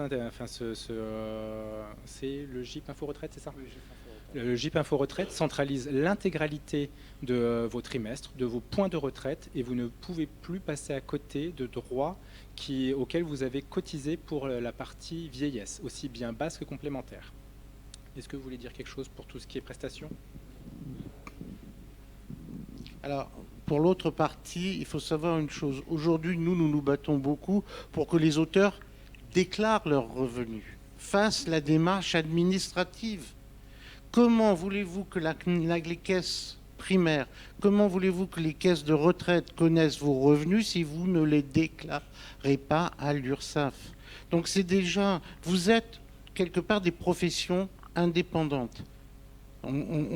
Psychologiquement, pour nous, alors peut-être moins pour la CNAM, mais pour nous, pour l'URSSAF, on vous considère comme des indépendants. Donc des personnes qui sont proactives dans la gestion de leur régime, qui viennent en disant moi je suis indépendant, je fais. Et on s'aperçoit, nous par exemple, sur beaucoup de réclamations qui passent par nos services, que la personne n'a pas validé sa déclaration à l'URSSAF. Si elle ne valide pas sa déclaration à l'URSSAF, l'URSSAF ne sera pas en possibilité de transmettre à la CNAM, au CPAM, pardon, les montants sur lesquels calculer les indemnités journalières, ne sera pas en possibilité de transmettre aux caisses de retraite les futurs montants pour le calcul de la retraite. Donc oui, à ce moment-là, la personne, on va lui dire il faut remplir un dossier, ça va prendre du temps à traiter, puisque ce qui est fait dans les délais est traité dans les délais. Ce qui est fait avec retard est traité avec un peu plus de délai. C'est une logique administrative toute bête. Donc la réalité, c'est pour avoir des droits, il faut être affilié et il faut faire ses déclarations. Alors je sais, ça peut faire peur. Moi, j'ai beaucoup de personnes qui me disent « Ah oui, mais moi, j'ai une phobie administrative. » Oui, mais la phobie administrative, ça va tout bloquer. Et après, pour remonter la rivière et vous réouvrir des droits, c'est des démarches qui prennent du temps. Donc, oui. Et c'est pas rétroactif. Et c'est pas rétroactif. Il y a une limite. En tout cas, il y a une limite. Enfin, je veux dire que c'est pas rétroactif sur voilà. des années. Voilà. En fait, ce que je voulais dire juste, c'est que vos représentants souhaitent, et le ministère de la Culture souhaite mettre en place un observatoire du recours aux droits et aux soins pour les artistes-auteurs. Je ne sais pas du tout quand ça sera mis en place, mais ça va être installé normalement en 2024. Donc effectivement, il y a une volonté de vos représentants syndicaux qu'il y ait un suivi sur le recours aux droits et aux soins spécifiques pour les artistes-auteurs. Moi, je suis incapable de vous donner, parce qu'en fait, je ne veux pas vous diminuer votre singularité, mais nous, les artistes-auteurs, ils sont souvent, bien souvent, majoritairement, polyactifs chez nous. Donc ceux qui sont pur régime artistes-auteurs, ils sont ils sont très minoritaires. Donc là où on a des difficultés, c'est quand vos collègues se présentent comme artistes-auteurs et oublient de nous déclarer qu'ils sont aussi salariés par ailleurs. Ça, on a des vraies difficultés sur les dossiers. Ouais. J'ai une petite question. Ah mince.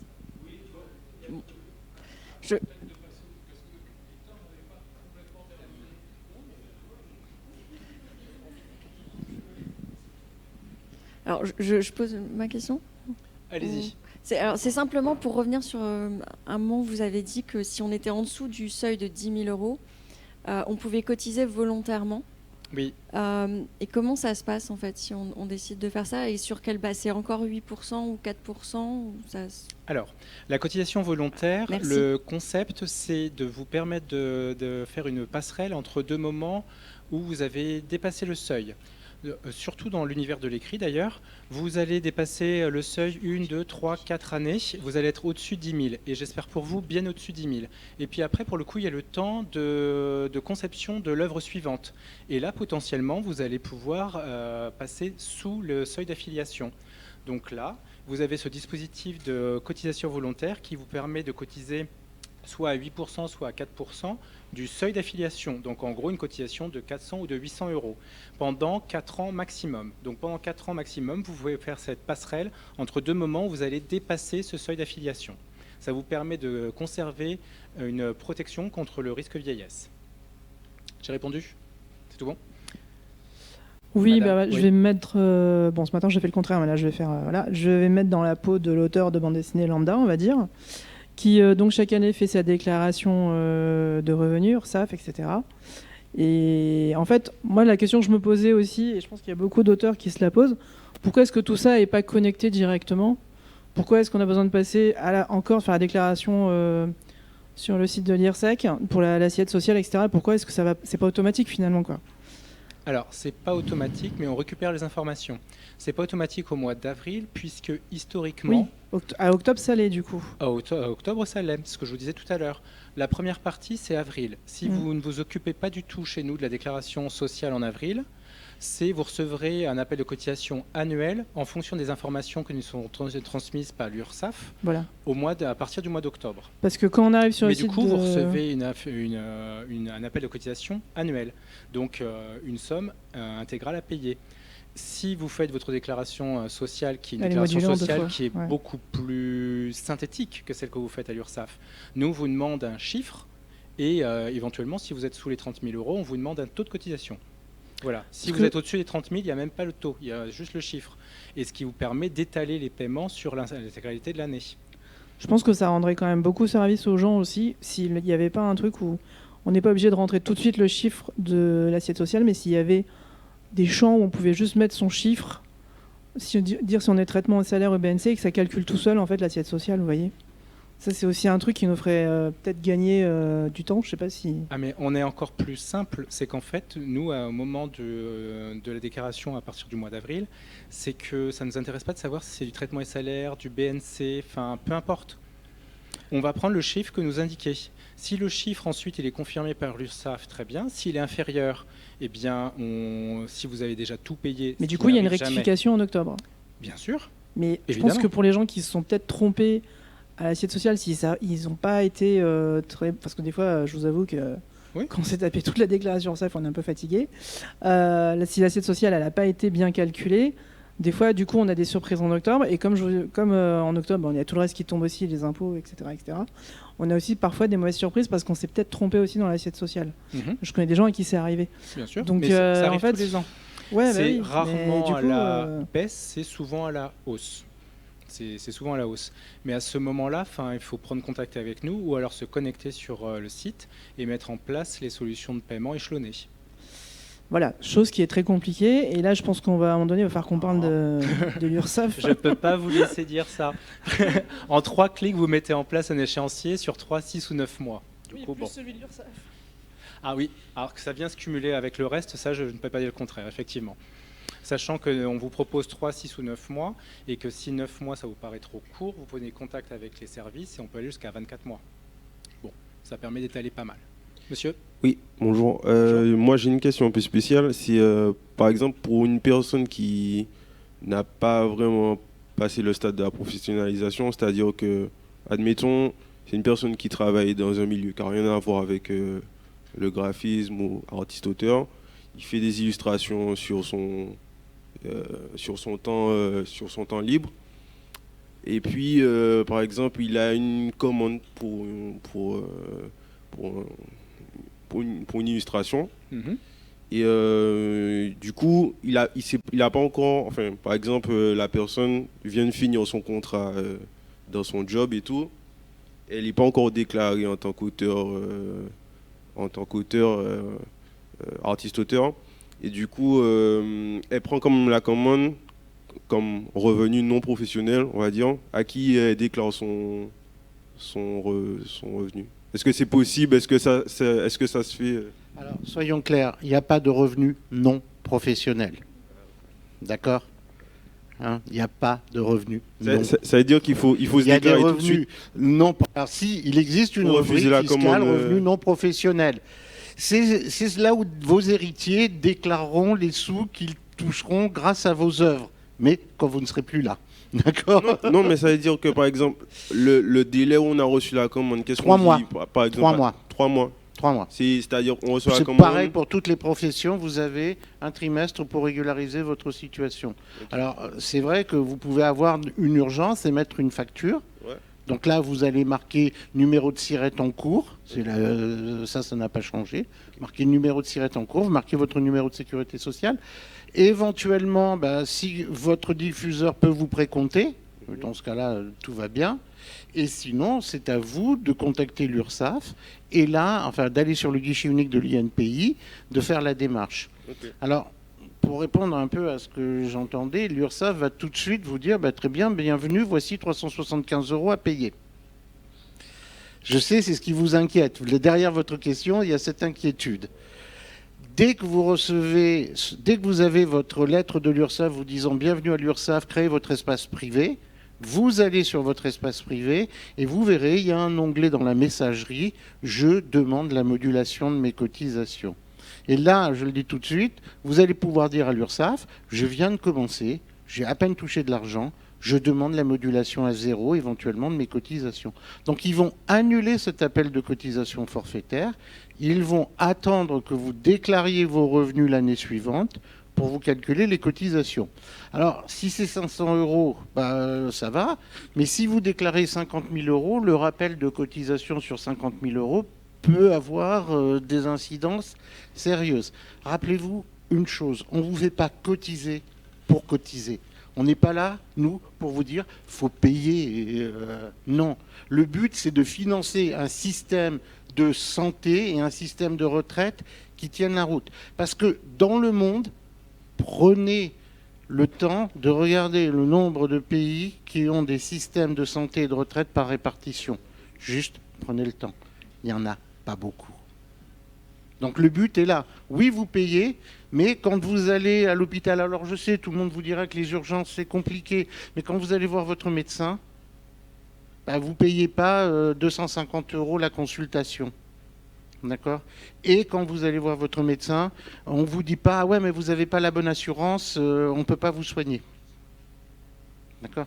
Il y a des pays où vous passez l'hôpital, vous êtes en train de mourir, vous êtes là en train de faire votre infarctus, et on vous dit la carte bleue, s'il vous plaît. D'accord ? Je ne plaisante pas, c'est arrivé.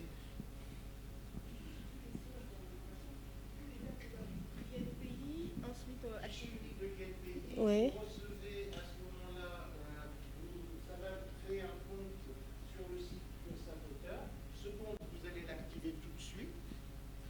Et tout de suite, si vous recevez une cotisation forfaitaire, vous demandez sa modulation. Alors attention. À quel moment on passe par la Sécu des artistes alors ? Alors nous, on va aussi envoyer un courrier d'affiliation. Mais le courrier d'affiliation, il ne met pas en jeu de l'argent, l'appel de cotisation de l'URSSAF. Attention, moi j'ai un artiste qui un jour me dit « Oui, l'URSSAF me demande 375 €, c'est un peu cher. » Je dis « D'accord, vous venez de commencer. Vous venez de gagner combien ? » « Ah je viens d'avoir un contrat à 25 000 €. Je lui ai conseillé quand même de payer les 375 € de cotisation forfaitaire pour éviter justement la surprise un peu plus tard. Il reste à peu près 10 minutes, mais Victor n'a pas terminé sa présentation. Je pense que la bonne des choses, c'est de le laisser aller jusqu'au bout. Mais je pense que l'âge de l'Assemblée justifie, parce que là, je vais vous parler de retraite, et là, je vois que la moyenne d'âge est à 25 ans, du coup, forcément, bon. Vous étiez au moment d'attaquer le meilleur, c'est-à-dire... Pourquoi cotiser ? Du coup, je vous ai parlé de la demande. Si vous ne demandez rien, on ne donne rien, que ce soit clair. Mais bon, généralement, arrivé à partir de 60 ans, vous êtes au taquet. Non, voilà. Ça, j'en ai parlé. Le calcul de la retraite se fait, c'est une multiplication. Vous avez acquis tout au long de votre carrière des points de retraite. Il y a une valeur de points de retraite. Vous multipliez, vous avez le total. Voilà.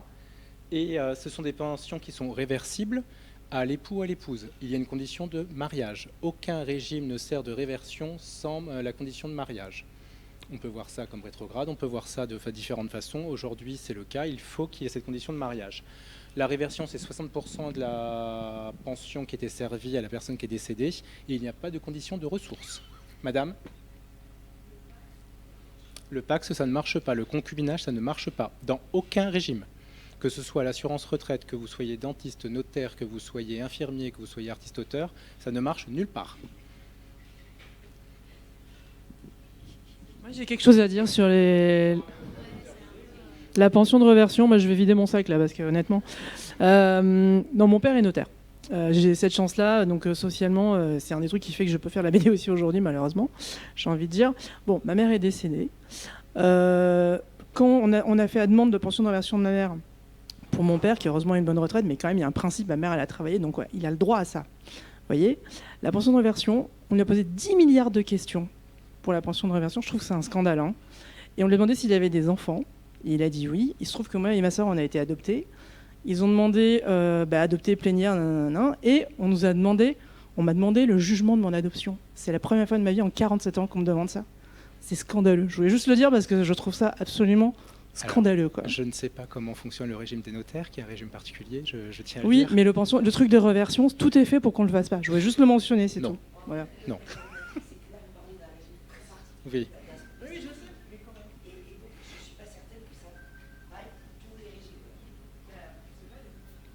Non. Une demande de réversion, c'est un formulaire nom, prénom, un livret de famille, puisqu'il nous faut bien des traces de la famille. Voilà. Mais c'est tout. C'est tout. C'est... Voilà. Enfin, le PACS, ça ne marche pas. Les artistes-auteurs, quand le PACS a été mis en place, se sont battus pour que ça soit pris en compte et ça n'a pas marché. Et ça ne marche dans aucun régime. Aucun. Salarié, enfin, rien. Rien. Donc voilà, nous avons un portail adhérent sur lequel vous retrouvez 1,5 milliard d'informations. Je vous conseille d'aller y jeter un coup d'œil. Enfin, c'est assez intéressant et ça vous permet notamment de prendre rendez-vous téléphonique. C'est quelque chose qui marche très très bien puisqu'en période d'appel de cotisation, enfin, nous sommes donc 40. Nous montons à des pics d'appels à 1500 par jour. Bon, on ne peut pas répondre à tout le monde. Hein, soyons très clairs. En revanche, le fait de prendre un rendez-vous, vous savez que mardi à 15h, on vous rappelle. Vous avez votre dossier sous le coude. Nous, on a consulté votre dossier. Tout le monde est raccord. C'est très efficace. Voilà, monsieur. Moi, j'ai une question sur le rachat de points. Au début de carrière, forcément, on fait des années qui ne sont pas complètes en termes de... On n'a pas 4 points, quoi. Combien ça coûte? Et comment on fait pour racheter des points? Il n'y a pas de régularisation ni de rachat en retraite complémentaire. Il n'y a pas de dispositif prévu en tant que tel. Vous en avez en régime de base qui vous permet de régulariser des trimestres si vous n'avez pas cotisé pour ces trimestres à l'époque. En retraite complémentaire, ce sont des dispositifs qui ne marchent pas. Néanmoins, les artistes-auteurs qui sont membres de vos conseils d'administration, ce sont donc des gens qui sont aussi en activité et qui sont dans les mêmes situations que vous. Petites années, grandes années, galères diverses et variées. Envie de cotiser, pas envie de cotiser. Soyons très, très clairs sur le sujet. Et du coup, c'est la commission de recours amiable qui est composée d'artistes-auteurs qui va analyser la situation. Si vous avez bien cotisé en régime de base et que vous auriez dû cotiser à l'époque en retraite complémentaire et que vous ne l'avez pas fait, ils vous permettent pas de racheter puisqu'il n'y a pas de dispositif de rachat, mais ils vous permettent de vous remettre dans la situation qui vous permet d'acquérir des points. Vous le faites au prix d'aujourd'hui, évidemment, pas de 1980, puisque 150 €, ça n'aurait pas de sens aujourd'hui. 150 francs plutôt, ça n'aurait pas de sens aujourd'hui, mais il y a cette possibilité en passant par la commission de recours amiable. Mais par contre, il n'existe pas de système de rachat en tant que tel. Un système de rachat de cotisation suppose que vous contribuez aux réserves du régime et que ce soit actuariellement neutre. Or là, ce n'est pas le cas. Vous cotisez, vous faites un rachat, vous faites une régularisation aujourd'hui de points pour une retraite demain. Vous n'êtes pas du tout dans la même situation que la personne qui a cotisé tout au long de sa vie et qui a participé aux réserves du régime. Mais c'est une possibilité qui existe, en passant par la commission de recours amiable. Et je pense qu'on est... je ne sais pas si on est nombreux dans ce cas-là, mais il y a des années où on n'était pas... moi, je n'étais pas affilié. J'ai commencé à bosser, à faire des trucs, mais du coup, j'étais précompté. Mais du coup, cette année-là, je n'ai pas cotisé, mais sur... Précompté par qui? Parce que pour la retraite complémentaire, il n'y a pas de précompte. Les éditeurs ont payé les précomptes des factures, et du coup, ces précomptes-là sont partis. Mais sur des années où moi, du coup, j'étais pas en règle, où tout n'était pas cotisé de mon côté, mais du coup, c'est quand même de l'argent qui est parti. Est-ce que ça peut se retracer ça? Alors, juste une précision, les précomptes dont vous parlez, ce sont des précomptes de retraite de base. Les précomptes dont vous parlez, ce sont bien des précomptes de retraite de base. Ce que je disais tout à l'heure, il n'y a pas de précompte par les éditeurs littéraires en retraite complémentaire. Voilà. Du coup, je passe le micro à mon collègue. Alors oui, il y a des auteurs qui n'ont pas, qui tout en...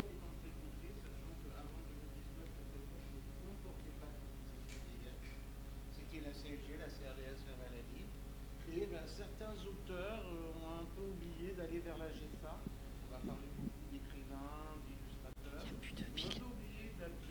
On a oublié d'appeler la GESA en disant je voudrais m'affilier. Donc pour ces auteurs, on a prévu un programme de rachat des cotisations Donc oui, il faut avoir ces justificatifs de précompte, donc pouvoir prouver que pendant X années, on a été précompté par des éditeurs, par des diffuseurs en général. Et là, par contre, le système est extrêmement intéressant. Enfin, c'est toujours de l'argent qu'il faudra sortir. Parce que les cotisations, ça ne va toucher que la partie retraite au taux de l'époque. Donc là, ça veut dire que si, par exemple, vous rachetez des cotisations pour les années 80, vous paierez le taux de cotisation des années 80, pas le taux de cotisation d'aujourd'hui. Donc ça, c'est important à savoir. Donc ça, c'est géré par la Caisse nationale d'assurance vieillesse. Vous tapez, vous allez sur le site de la Sécu des artistes auteurs et vous tapez rachat cotisation et vous allez trouver toutes les informations. Donc on sait qu'il y a, et en plus, il y a une possibilité par la commission d'action sociale dont j'ai parlé tout à l'heure, qu'on prenne en charge une partie du montant du rachat. Donc voilà, pour certains auteurs qui ont été un peu distraits dans leur jeunesse, on peut rattraper les choses, il n'y a aucun problème. On illustre un peu un paradoxe, hein. C'est que les artistes-auteurs ont généralement des revenus plutôt faibles. En revanche, ils répondent à un système de cotisation relativement complexe. Cotisation et impôts, hein, relativement complexe. Donc c'est malheureusement quelque chose par lequel qu'il est difficile de corriger en l'espace de 6 mois. Il me semble que pas mal de progrès ont quand même été réalisés depuis 10 ans. Je te vois dubitative, mais il me semble tout de même. C'est un régime qui fonctionne, je m'avance tout seul, mais c'est un régime qui fonctionne quand même aujourd'hui, qui arrive à fonctionner, sachant que celui qu'on appelle le diffuseur, et qui pourrait ressembler à un employeur, ne participe qu'à hauteur de 1,1%, alors que dans le régime du salariat, l'employeur, lui, participe à une hauteur beaucoup plus importante que ce 1,1%, corrigez-moi, n'a pas évolué depuis 20 ans. Et tout de même, dans les autres domaines, cette participation de l'employeur ou de celui qui commande le travail a quand même elle-même varié, et varié plutôt en défaveur de l'employeur. Donc là, il y a quand même une question que je trouve assez étrange, qui est rarement soulevée. Et vraiment, en tant qu'observateur de cette situation, je trouve qu'il y a quand même un mérite à maintenir un système de protection sociale dans ces conditions-là. Tu as peut-être droit à une question, oui, bien sûr. Je crois qu'il nous reste 5 minutes. Déjà, merci, parce que c'était vraiment passionnant et très intéressant et très clair, votre présentation, tout ça. J'avais une question par rapport... donc, on a bien compris que pour être à l'IRSEC, on doit justifier de contrat d'édition, donc être auteur. Comment ça se passe quand on a des auteurs qui sont et en maison d'édition et en indépendant, ou par exemple en auto-édition, ceux qui sont que en auto-édition, est-ce que ces revenus-là rentrent dans... Comment ça se passe pour ce cas de figure-là? Est-ce que vous sauriez nous le dire? Oui.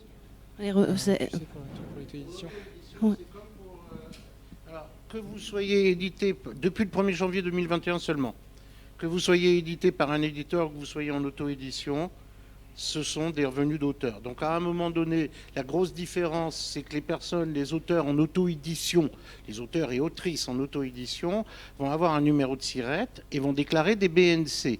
Donc elles vont faire leur déclaration sociale auprès de l'URSSAF auteur, et l'URSSAF auteur va transmettre les données à l'IRSEC comme n'importe quel auteur en BNC.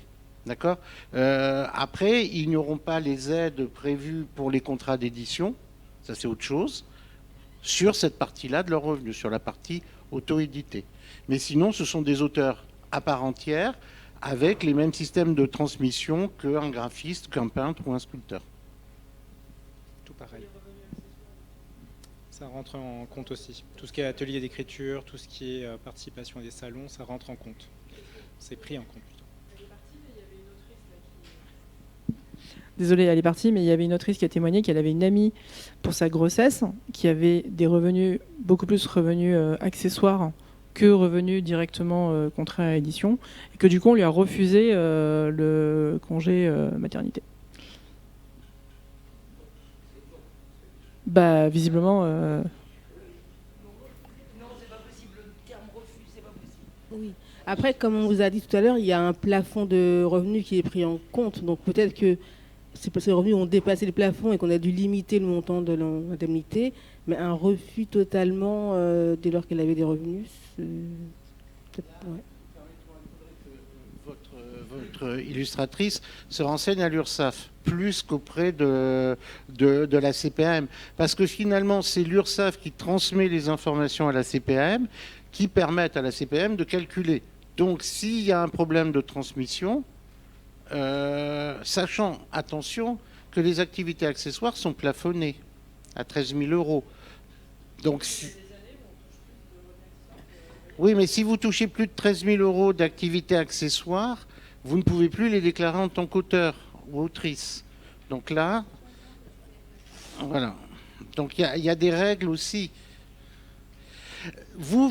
Alors, pour conclure, c'est une philosophie.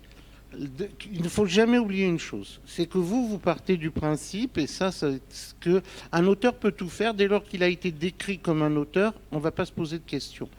La sécurité sociale, l'URSSAF, elle est là pour calculer des cotisations sur les revenus d'une activité. Elle peut accepter des petites dérogations, mais elle ne peut pas dire à un professeur de musique bah, écoutez, vous êtes indépendant, vous allez payer le taux de cotisation des indépendants, et à quelqu'un qui ne donnerait que des cours au bout d'un moment, que des cours d'art, bah non, vous, on vous garde au régime des artistes-auteurs en payant le taux des artistes-auteurs.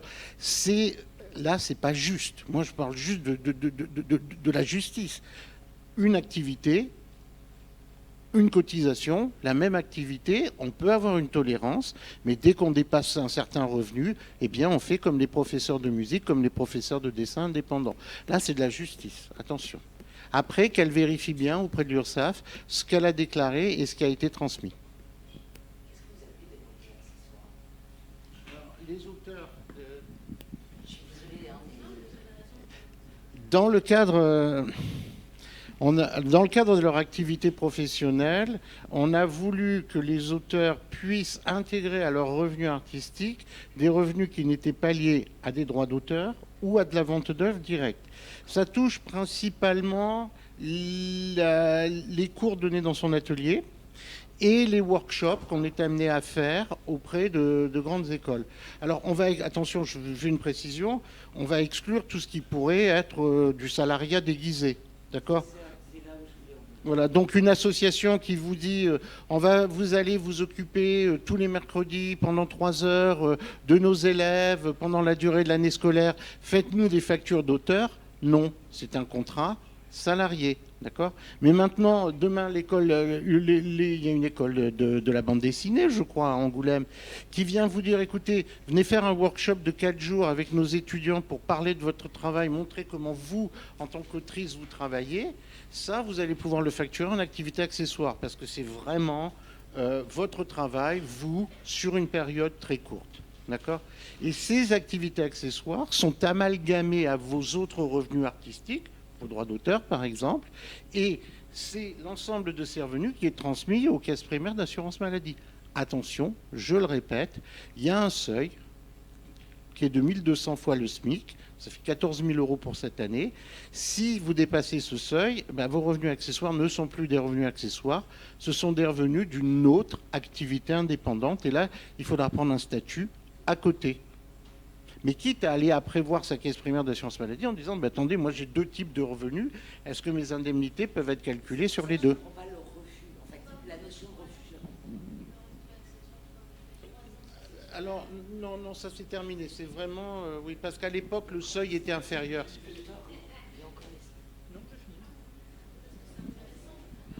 crois qu'on arrive au bout de cette...